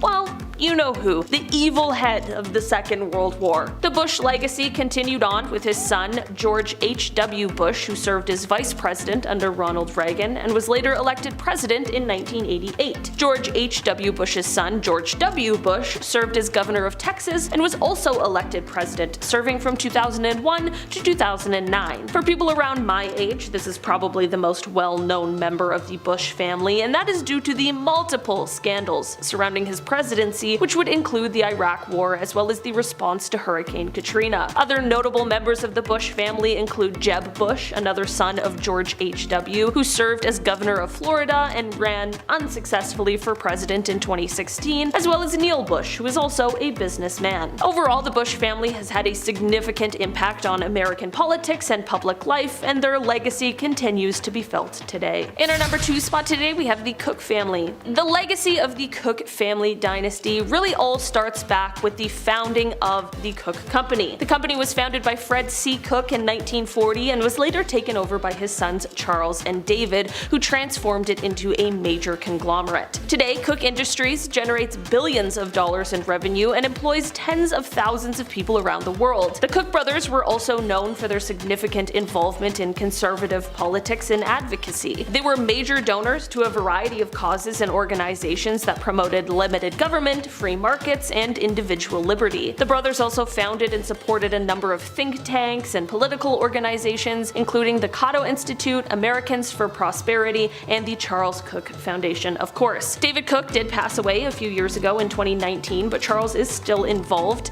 and Cook Industries is said to bring in over $1 trillion in annual revenue, which makes it one of the largest private firms in America. Some speculate that this mass fortune is sometimes used to assist in having a hand in political influence. Finally, in our number 1 spot today, we have the Soros family. This family is perhaps best known for its patriarch, George Soros, who is a billionaire investor. Born in Hungary in 1930 and surviving through the atrocities of the Second World War, George would later become a very successful investor, earning his fortune through his hedge fund, Soros Fund Management. It is said that George and his success could largely be attributed to a very famous moment in history. On September 16, 1992, George helped his fund bring in $1 billion in a single day, and he did this by short selling the British pound. This day would go on to become known as Black Wednesday and went on to solidify him being known as, quote, the man who broke the Bank of England. Today, his family, which includes his children, is among the most powerful families in the world due to their active geopolitical actions. Their influence and interest extends beyond the financial sector, as they are also heavily active in politics as well. Number 10, the Kennedys.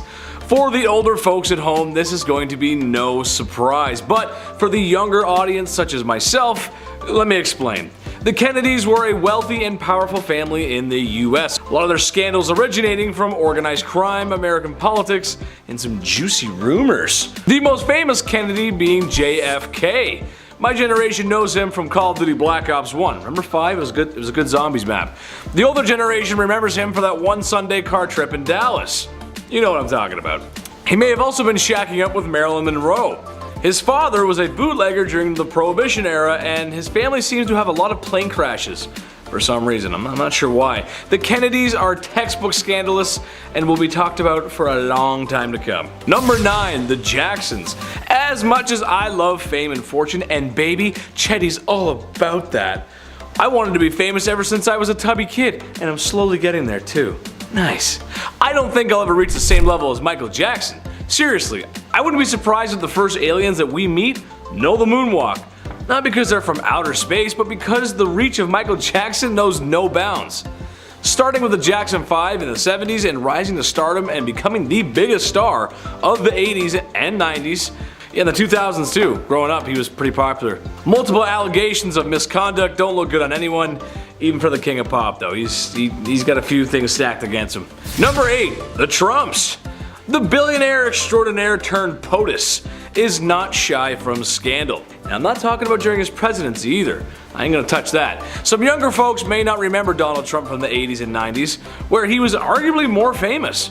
After getting a small loan of $1 million, built his real estate empire and perhaps broke a few laws and or using legal loopholes to get what he wanted. I mean, could you really trust the guy that slashed his name on everything? Trump Hotel, Trump Airlines, Trump Board Game.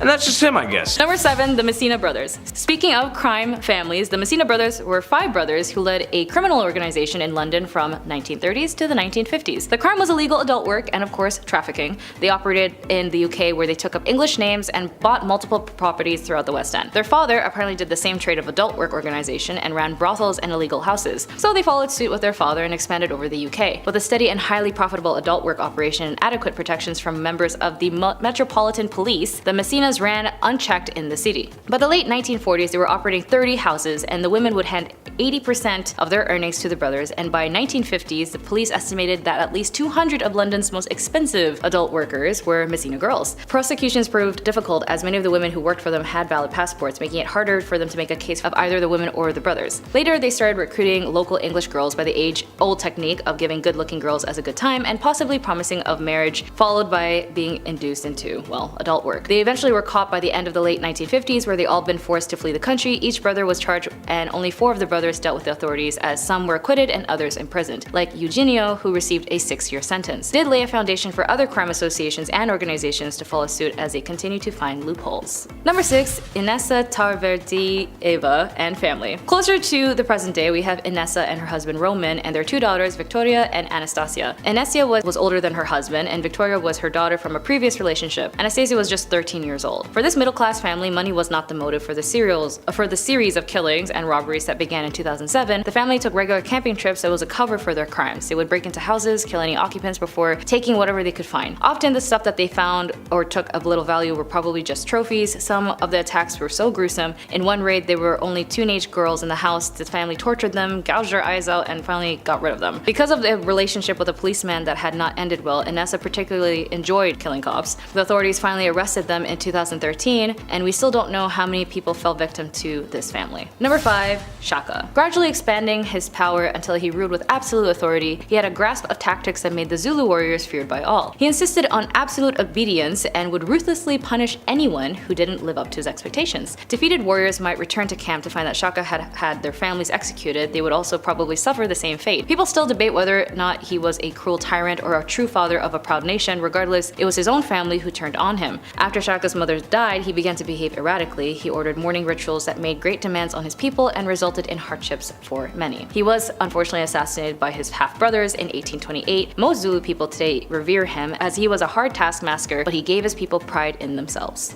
Number 4, the Mulhall sisters. Linda and Charlotte Mulhall, 30 and 23 respectively, were the subjects of one of the most intense criminal cases in Ireland's history. One night after being fed up, the women killed and dismembered their mother's boyfriend, Farah Swali Lutnoor, who allegedly physically harmed their mother, and the events leading up to the incident propelled it to the front page as newspapers went into extreme details of the sisters' troubled histories, which include adult work, crime, and illegal substances. On the night of the event, the sister allegedly took ecstasy pills with their mother and the victim. Nor was killed with a sharp object wielded by Charlotte and was struck by a hammer by Linda following a confrontation with the sisters and their mother, Kathleen Mulhall. The subsequent manhunt and the trial in October 2006 attracted intense media attention as the details of the crime slowly emerged. The police were also notified when parts of the victim's leg with a sock still on it was spotted floating down a river 10 days later. The sister and their mother were arrested but released until Linda confessed to the involvement in the crime. The case received a high amount of attention due to the grotesque and macabre nature of this crime. This led to the sisters being dubbed as the Scissor Sisters by the media. Number 3, the Savalaski twins. Called the Killer Twins, this duo basically grew up committing crimes together. It started when they were young and would challenge each other to steal bigger and bigger things until they got older and the dares got more extreme. So extreme to the point where one of the brothers killed a store owner in 1971 while his brother was serving time in jail. Robert's life fell apart. He became addicted to illegal substances and eventually began committing crime himself, and now considered a serial killer. Robert killed 4 people, including his girlfriend, who was strangled with an electrical cord. The brothers were estranged for most of their lives, and when a police officer showed Stephen an article about his brother confessing to 4 murders, he said, "I thought I was the only criminal in the family." Number 2, the Menendez brothers. If you were raised in the 90s, you might remember a bit of the Menendez brothers, 2 young men from Beverly Hills, California, who killed their parents on August 20th, 1989, then went on a 6-month spending spree with their parents' money. The case was so shocking to the media, including how after the deaths occurred, the brothers went to watch James Bond's License to Kill and tried to use it as an alibi, how a week prior, their mother confided to her therapist that she was worried that her sons might be sociopaths, and how one brother bought an entire chicken wing restaurant with his parents' money after they had died. Their father was an executive in the entertainment industry and both went to private school, and the older brother, Lyle, was briefly enrolled in Princeton. After 2 deadlocked juries, LA prosecutors retried the brothers in a courtroom that did not allow cameras, and their new jury found them guilty on 2 counts of first degree. They were sentenced by the judge to life in prison. And number 1 is the Manson family. I think it counts to mention this family, even though some aren't necessarily blood related, they still committed a lot of crime together. Coming at number 1 is the Manson family, as the Manson family is known amongst its members as the Family, was a commune gang and cult led by criminal Charles Manson that was active in California in the late 1960s and early 1970s. The group consisted of approximately 100 followers who lived an unconventional lifestyle, frequently psychoactives including hallucinogens such as LSD. Most were young women from middle-class backgrounds, many of whom were attracted by the hippie culture and communal living and then radicalized by Manson's teachings. According to the group member Susan Atkins, the members of the family became convinced that Manson was a manifestation of Jesus Christ and believed in his prophecies concerning an imminent apocalyptic race war. In 1969, family members Susan Atkins, Tex Watson, and Patricia Krenwinkel entered the home of Hollywood actress Sharon Tate and ended her life, as well as 4 others. Linda Kasabian was also present, but she did not take part. Members of the Manson families are also committed a number of other dangerous crimes and assaults, petty crime and thief and street vandalism. Alright, so the Cambiuses are up first. Cambius was the son of Cyrus the First and the successor of his father in Anshan as the king of Agistius of Media. According to the 5th century BC Greek historian Herodotus, Cambius married a daughter of Astidius, by whom he became the father of Cyrus II. Cambius II, aka Cyrus II, performed the ritual duties of the Babylonian king at the important New Year festival of 538 and of 530. Before Cyrus set out on his last campaign, he was appointed the regent in Babylon. That campaign was the conquest of Egypt, planned by Cyrus, and was a major achievement of Cambius's reign once captured. This is the lunatic who liked to torture animals for entertainment and notoriously killed the Apis bull to torment the Greeks who worshipped it. Cambius was traveling through Syria on his way back to Persia when he first heard reports of a revolt there, and then he died mysteriously in Syria in the summer of 522, either by his own hand or as the result of an accident. This is one of the few Persian families to have held the throne, the Xerxes line. First we have the granddaddy Xerxes the First, or the Great as titled by the 5th Persian king. He was the son of Darius the Great, and his reign lasted from 486 BC to 465 BC. He's well known in history for his attempted invasion of Greece and how later in the same year he was defeated in the Battle of Salamis, which led him to flee his own kingdom. He's known as both a Persian ruler and a pharaoh, as when he ruled Egypt it was also part of the Persian Empire. Little is known about the last years of Xerxes' life. After his reversal in Greece, he withdrew into himself and allowed himself to be drawn into his harem intrigues, in which he was in fact only a pawn. Thus he disposed of his brother's entire family at the demand of the queen. He was assassinated by his own commander, commander of the Royal Bodyguard forces. Another son, Artaxerxes the First, succeeded in retaining power. Artaxerxes the First was given the throne by the commander of the guard, Artabanus, who had killed Xerxes. It's fine though, cause Xerxes Jr. got his daddy's lick back when he kills Arta about a month later. His reign, though generally peaceful, was disturbed by several insurrections, the first of which was the revolt of his brother. During his reign, Artaxerxes completed the Hall of 100 Columns at Persepolis, rebuilt the palace of Darius the First at Susa after a fire, and Artaxerxes died of natural causes in 424 BCE, having ensured a peaceful succession by naming Xerxes II his legitimate heir. Xerxes II reigned for only a little over a month, however, before he was assassinated. Next is the Dosier line. Starting with Dasi Dajir from the Second Kingdom, Egypt's 3rd dynasty, he undertook the construction of the earliest important stone buildings in Egypt. His reign, which probably lasted 19 years, was marked by great technological innovation in the use of stone architecture. The innovative structure was a departure from the traditional use of mud bricks alongside stone. The greatest advance, however, was the completion of alteration of the shape of a monument from a flat-topped rectangular structure known as a mastaba to a 6-stepped pyramid. This great character built the famous pyramid and set up the construction mechanisms of large buildings, paving the way for successors of their kingdom for even more daring constructions. The Pyramid of Dosier is the first pyramid in history of ancient Egypt and therefore potentially all of humanity. It is a degree pyramid that is at the center of a funerary complex of great importance. It's located in the necropolis of Saqqara. Sekhmet is probably the brother or eldest son of King Dosier. Little is known about this king since he ruled for only a few years. However, he erected a step pyramid at Saqqara and left behind a well-known rock inscription at the Wadi Makhara.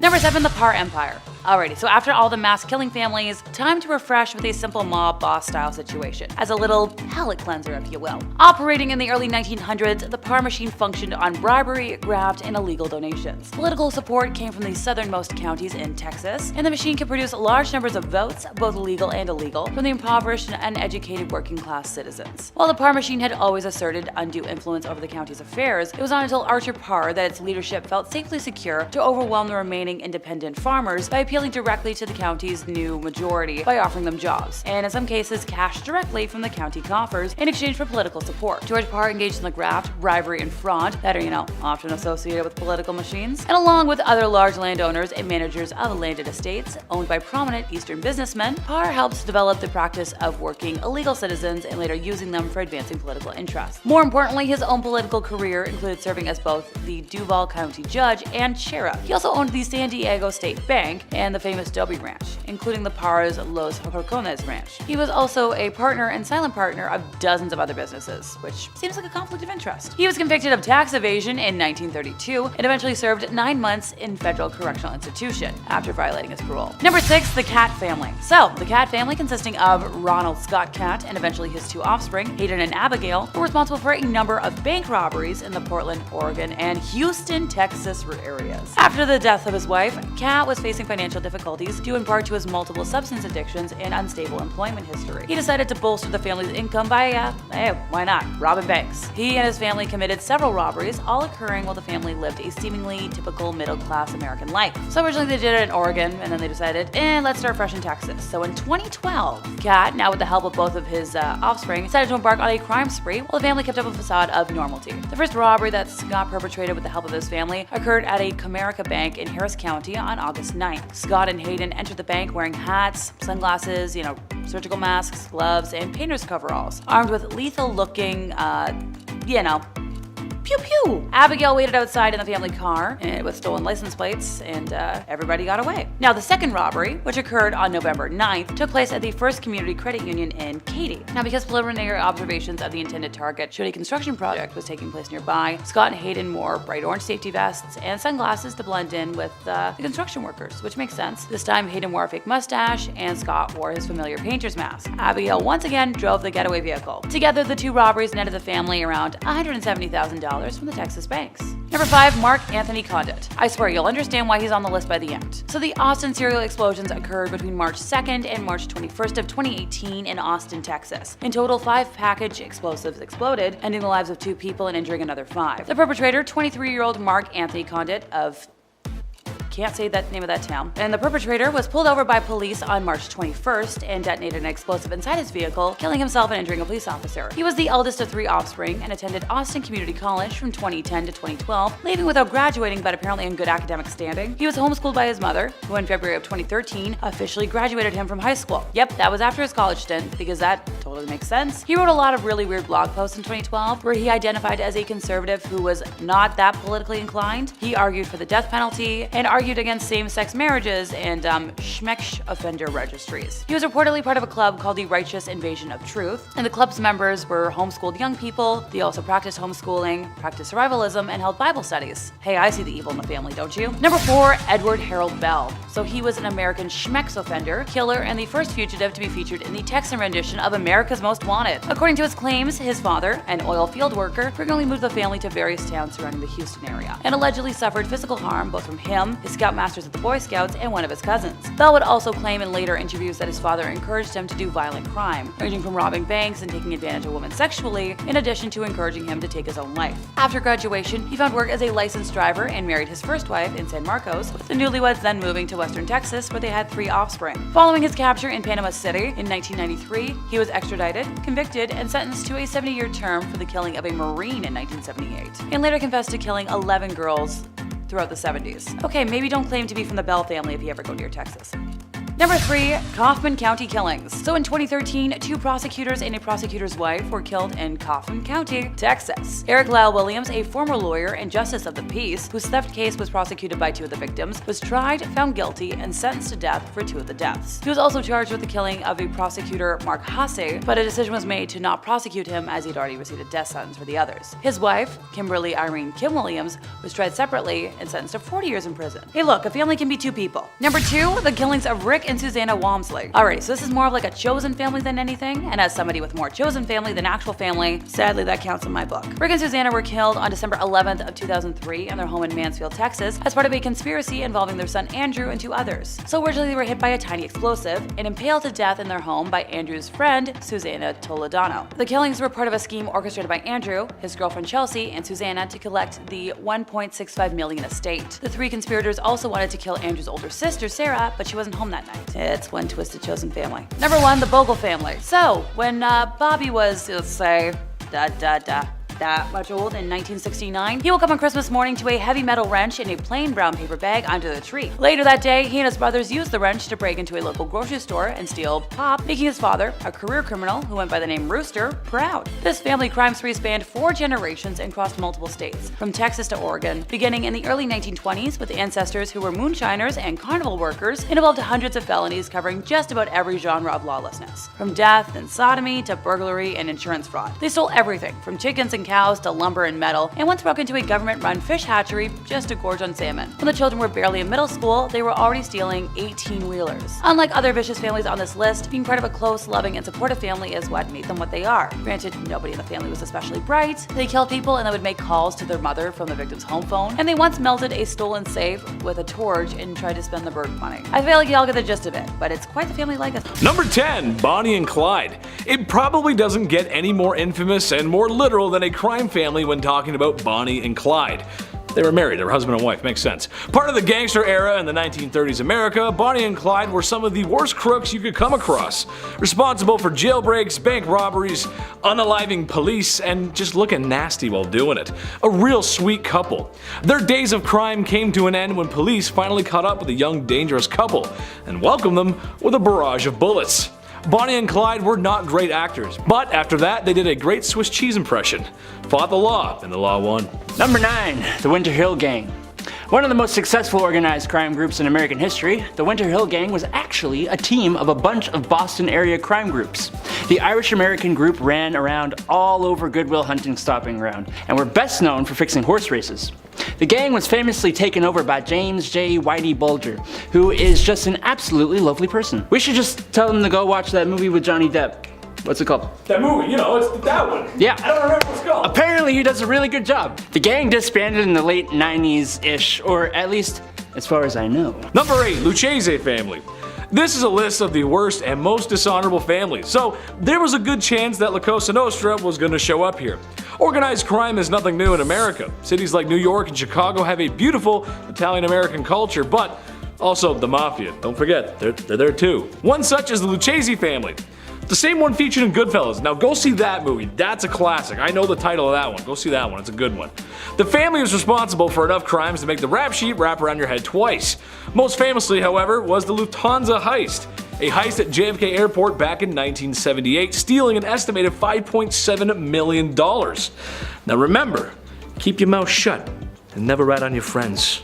No Pep in his servant steps for sure, it's Pepe. So, Pepe the First kills the game. He does a great job ruling Egypt. He initiated the policy of intensive penetration of Nubia, south of the First Nile Cataract. Inscriptions record journeys southward early in his reign, and fragments of vessels bearing the king's name were excavated in Karma. Meanwhile, Pepe II is the longest running Egyptian monarch, surviving 94 years on the throne. He's also believed to be the youngest ruler ever in Egyptian history. Pepe II was the son of Pepe I, obviously, and was born late into his father's reign. While he was still very young, he succeeded his half-brother Marine, who died at an early age. His mother served as regent for a number of years, and the old group of officials serving the royal family maintained the kingdom's stability. During the first half of his rule, he brought prosperity and grandeur to Egypt. Second half? Nowhere close. You see a sharp decline of the old kingdom as economic disarray is caused by him virtually having no oversight. Powerful provincial nobles drew talent away from the capital, and because of the unusually long reign of the king, Egypt had a senile ruler when it needed vigorous leadership. Those of Pepe's children who survived him had brief ephemeral reigns and failed to cope with the political and economic crisis that arose as the 6th dynasty ended. His tomb may be more famous than he is. Menkaures. His tomb, the Pyramid of Menkaure, is one of 3 pyramids of Giza, alongside his statue triads that show the king together with his wives and various deities. It's the smallest of the 3 main pyramids of Giza, just 62 meters tall, but has one of the most complex and best preserved structures. He had 2 wives, both are his sisters naturally, and they didn't have much luck with sons at first. 3 in total and 1 daughter. At his death, his successor, his son, Shafeskek, completed the stonework walls of the mortuary temple in brick.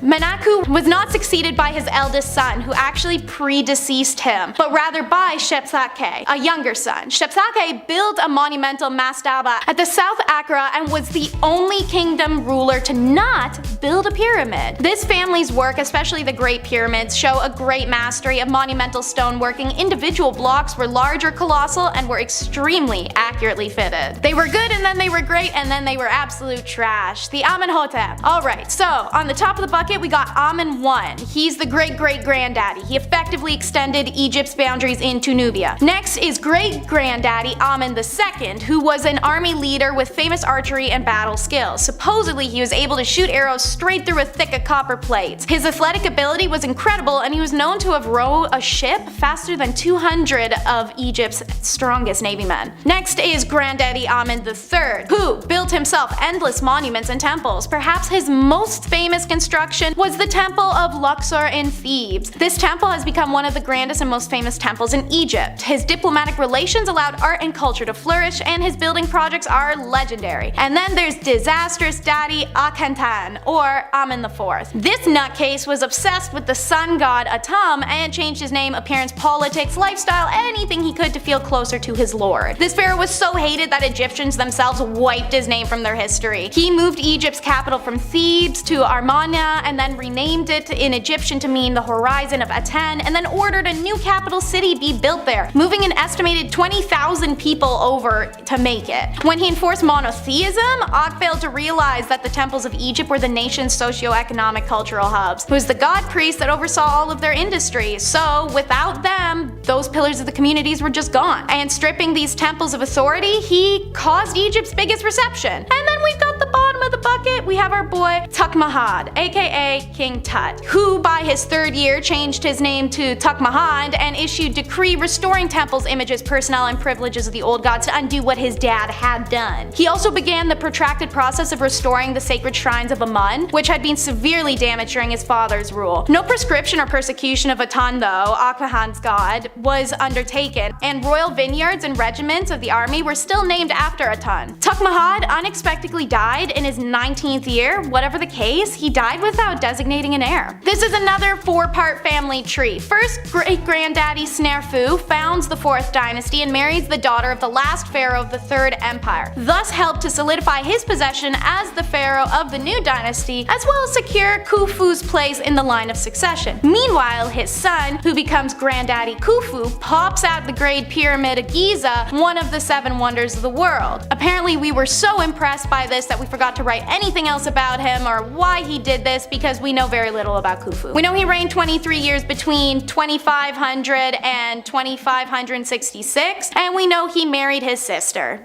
Shocker. Khufu traded for highly rare items, prizing both construction materials and precious materials like copper and turquoise, and so he developed the mining industry in Egypt. Limestone and granite were also quarried in vast amounts for rather large building projects that he was working on. Built over a period of 27 years, the Great Pyramid is undoubtedly Khufu's greatest legacy. Khufu's children include 9 sons and 6 daughters, including Defreya and Khafre, who would both become pharaohs following his death. When in power, his son Defreya moved 8 kilometers north of Giza and established a new necropolis on a higher leveled ground. Defreya's pyramid was quarried for its stone, and as such, there's very little of it left standing today. Meanwhile, the underson Khafre succeeded the short-lived Radifi and married his sister and 2 other queens who were probably his sisters. Best known for his pyramid, one of the 3 great pyramids of Giza, and also best known for the Sphinx, which bears his likeness on its face. And who else but the Ramses clan? The Ramses the First gets the throne in a super uneventful way. He was friend and confidant to the former pharaoh who didn't have a single heir. Then Ramses spent all of his free time marrying all 4 of his daughters. Meanwhile, his son, Seti the First, led a great army of 60,000 men and fought in many battles north of Palestine and Syria. King Ramesses II, son of Seti the First, was able to finish his father's work by beating the Hittite army in Battle of Kadesh and creating the first documented peace treaty in history. Ramses II went on to declare himself a god and rule Egypt for 67 years before dying of natural causes at 90, which is insane in an era where life expectancy was 30. But before getting to that ripe old age, Ramses spent any free time he had chasing anything with 2 feet and a heartbeat, enough to sire 100 to 200 children in his lifetime. He even outlived 12 of his own sons, leaving no heir.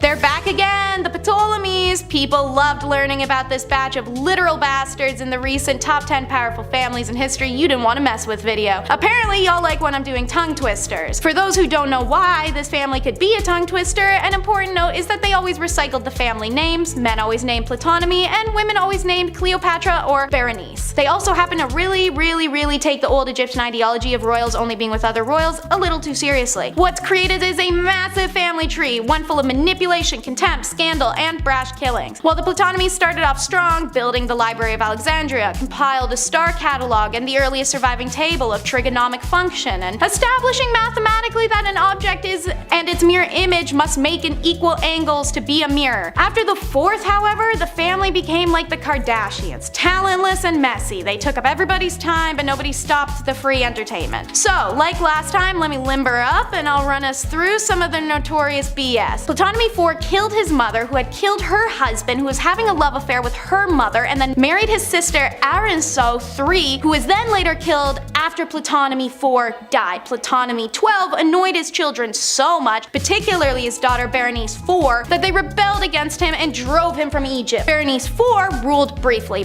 She probably had her sister killed. She certainly had her husband strangled, who wasn't a family member. She was beheaded on the orders of her father. Ptolemy XII. Ptolemy XIV was the younger brother of Cleopatra VII, that's the Mark Antony one, and possibly poisoned by that same sister. Ptolemy VII was then killed by his uncle, the next Ptolemy VIII, at a wedding feast, or he may have been killed by his own father, Ptolemy IV. Scholars disagree. It's so messy, my mouth's so dry. Let's go on to the next one. Our favorite bearded lady was part of this family. It's the Thutmose line. Granddaddy Thutmose I became king after Amenhotep died without an heir. Probably one of the previous monarch's generals, he came to the throne around age 40 and is thought to have ruled for a little over 10 years. Historians have generally described Thutmose too as a frail and ineffectual, just the sort of person that a purposely shrewish Hatshepsut could push around. Public monuments, however, depict a dutiful Hatshepsut standing appropriately next to her husband. Wife to Tut II, Hatshepsut failed in the more important duty of producing a son. So when Tut II died young in 1497, yet again, the throne went to a harem child. Duly named Thutmose III, this child was destined to become one of the great warrior kings of Egypt, but at the time of his father's death, he was too young to take the rule. As widow, Hat became regent leader until Thut came of age. Within a few years, however, she proclaimed herself pharaoh, a vile absurd. And the 7 years past that point, she'd taken up cross-dressing imagery. Once depicted as slim and graceful queen, is now full-blown, flail and crook-wielding king with the broad, bare chest of a man and the pharaoh false beard, but also still long flowing hair and feminine features. Upon Hat's death in 1458, her stepson, then likely in his early 20s, finally ascended to the throne. Thutmose III was a skilled warrior who brought Egypt's empire to the zenith of its power by conquering all of Syria and crossing the Euphrates. The spoils from his many wars made Thutmose III the richest man in the world. His military accomplishments are recorded on the numerous monuments he built himself. Number 10. Ma Belland. So Lucy Belland, also known as Ma Belland, was based in Fort Worth, Texas, and she and her offspring sold narcotics, including morphine, no-no snow, and spicy spoon juice. Lucy was often cast as the leader of the, Belland crime family, whose members were convicted of narcotics crimes at least 30 times, 3-0, between 1921 to 1947. In 1908, the family moved from Grandview to Fort Worth, eventually settling in the Arlington Heights neighborhood. In 1911, her son Charles, barely in the double digits of age, impaled another boy and was charged with causing physical harm, but later released on probation. Later that year, her daughter Willie, then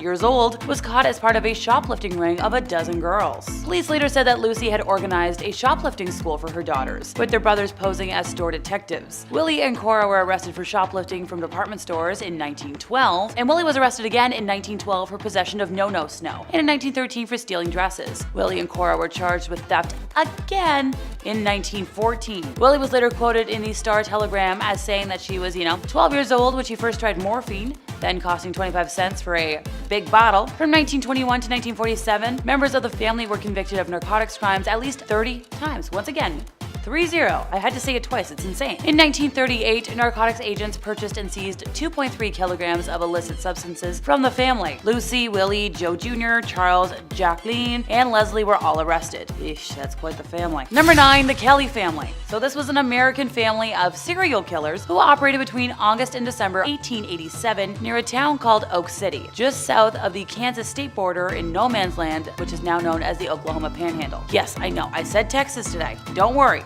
They did have some stuff going on there, just wait for it, promise. The family consisted of William Kelly, his wife Kate, his son Bill, also called Billy, and daughter Kit. Originally from Pennsylvania, the family is believed to have killed 11 wealthy travelers. According to 55-year-old William Kelly's confession, he and his family moved from the Pennsylvania mountains to Kansas in 1869. They moved around to different places along the southern border until eventually settling in no man's land, around 25 miles from Beaver, Oklahoma. Initially dealing with cattle, the Kellys soon opened a tavern where they housed fellow cattlers and travelers. In the span of a few months, though, a number of people had disappeared mysteriously along the road leading to the tavern. Despite this, nobody suspected the family of doing anything until around December of 1887, when the occupants suddenly left the house without notifying anybody. A short while after, a traveler from St. Louis named S.T. Gregg, who had visited the tavern a while before, decided to stop by and check on the house. Upon entry, a foul stench overtook him, coming from a hidden cellar underneath the house. The bodies of 3 men, already in an advanced state of decomposition, were discovered, as well as a trap door under the tavern's floor. Soon after the discoveries, information from Beaver came that all 4 members of the Kelly family had just passed through town a few days ago, en route to New Mexico. A posse of 20 men was quickly organized, and the family's trail led to Palo Duro Creek, from where it appeared that their route had changed towards Wheeler, Texas.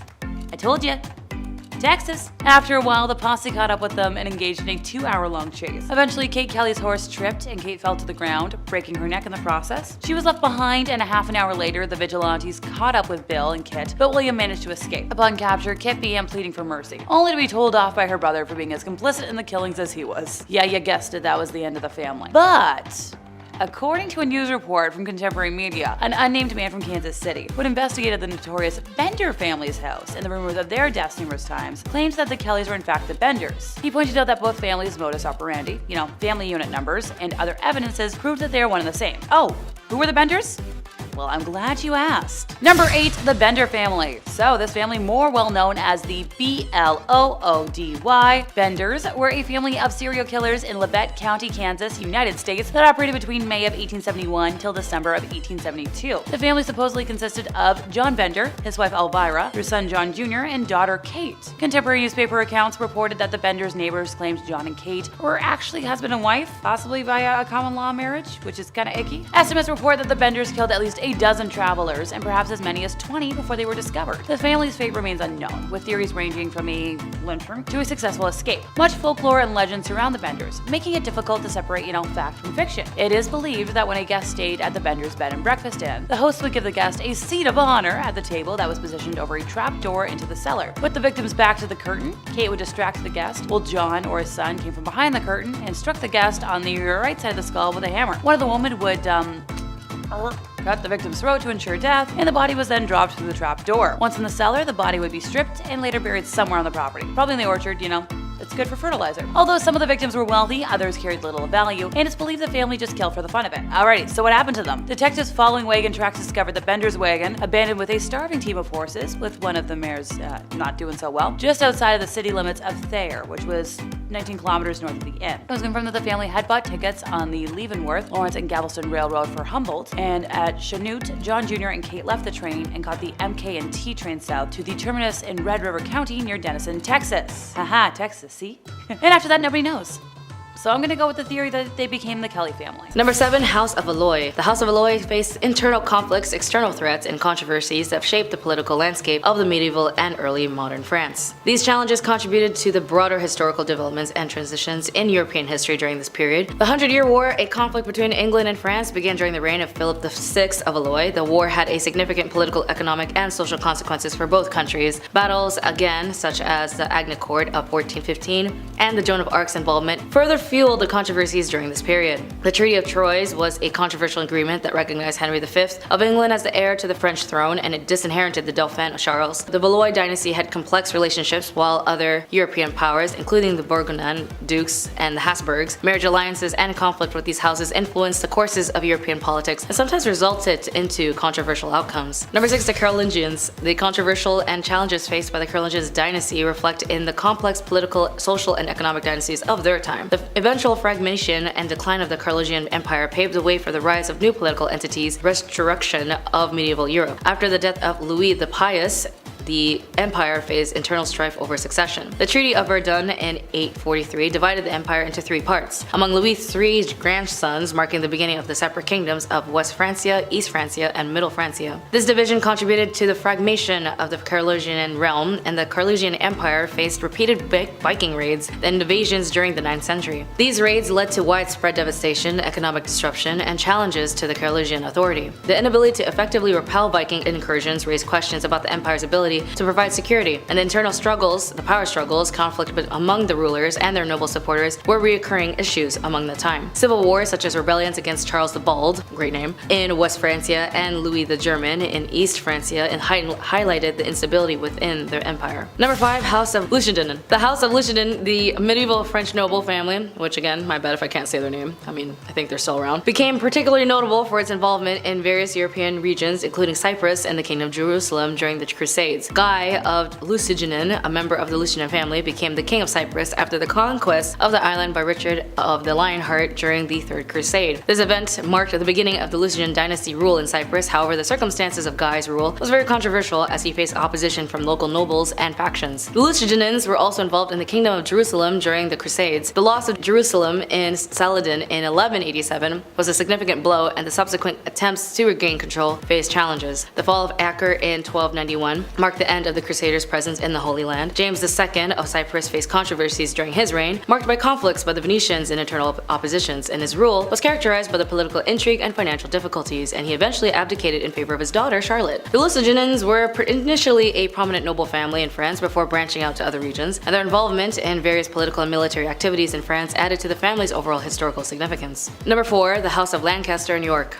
As mentioned at number 5 was initially a prominent noble family in France before branching out to other regions. Their involvement in various political and military activities in France added into the family's overall historical significance. As we know from number 8, one of the most enduring controversies of the War of the Roses is the fate of the young princes in the Tower, Edward V and his brother Richard, who disappeared while under the guardianship of their uncle, Richard III. The mystery surrounding their disappearance had led to various theories, including possibilities of their death, and the execution of Richard, Duke of York, the father of Edward IV and Richard III, was a pivotal event that intensified hostilities between the houses. It set the stage for further conflicts and fueled the desire for vengeance. The Battle of Towtown was one of the largest, bloodiest battles of the War of Roses. The Yorkist victory of Towtown secured the throne for Edward IV, but was resulted in significant casualties that further enmity between the houses. The War of Roses left a lasting impact on the English history, shaping the course of the monarch and influencing the subsequent events. Number 3, the House of Draculesti. Vlad the Impaler belonged to the House of Draculesti, a noble family with the ties of the Order of the Dragon, a chivalric order. The name of Draculesti is often associated with the Romanian word Dracul, meaning devil or dragon. The association of the dragon is sometimes linked to the title Dracula, famously associated with the vampires in later folklore. Vlad's father, Vlad II, was the member of an Order of the Dragon. However, the circumstances surrounding his reign and relationship with other nobles, including political allegiance and conflicts, have been subject of historical debate. Vlad and his younger brother Radul was held captive by the Ottoman Empire as a form of assurance for their father's loyalty. Vlad's imprisonment and the events that led to his release are not entirely clear, and there are different accounts of the conditions of his captivity and return to Wallachia. One of the most controversial and notorious events associated with Vlad the Impaler is the night attack of the Travogati in 1462. After reclaiming the throne, Vlad launched a brutal campaign against the Ottomans and his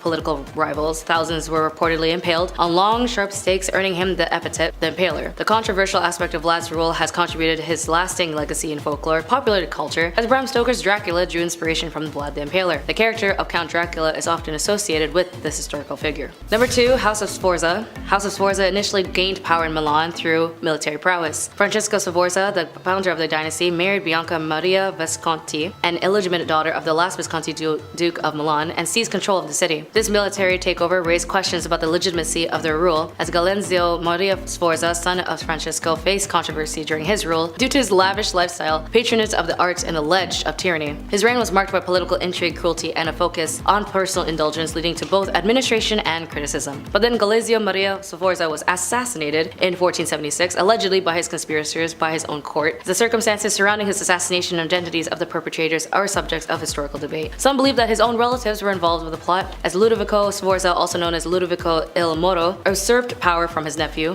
whom he had previously served as regent, and the Sforza family was known for its intricate political maneuvers, forming alliances with various Italian states and European powers. These alliances sometimes led to conflicts and controversies as the family navigated the complex web of Renaissance diplomacy. And finally, at number 1, the Habsburgs. Habsburg's family has expanded as one of the longest reigning, as well as one of their two branches, both Spanish and Dutch relations. This family is the most evil as they use their political powers and means to control so many countries around the world. Countries that still hold their colonial rule in their culture, food, language, and in some cases their name. Philip II of Spain, a member of the Habsburg dynasty, was a staunch supporter of the Catholic Church and the Spanish Inquisition. The Inquisition was responsible for persecuting heretics and religious deniers, and its methods were brutal and controversial. Maximilian I, Holy Roman Empire and member of the Habsburg family, dealt harshly with the Anabaptists during the German Peasants' War. He ordered the execution of Anabaptist leaders, contributing to religious tensions in the Holy Roman Empire, and Ferdinand II, Habsburg ruler of the Holy Roman Empire, played a central role in the 30-Year War. His policies aimed at recatholicizing areas that had adopted Protestantism led to widespread conflict, destruction, and loss of life. The assassination of Archduke Franz Ferdinand, heir to the Austrian-Hungarian War, was a key trigger for the World War I. The subsequent action of the Habsburgs led Austrian-Hungarian Empire in issuing an ultimatum to Serbia and entering the war had profound and far-reaching consequences. As his family ties into so many conflicts and war as a result of loss of life is why they're number one due to their obsession in this era as time of expansion of land and rulership and religion.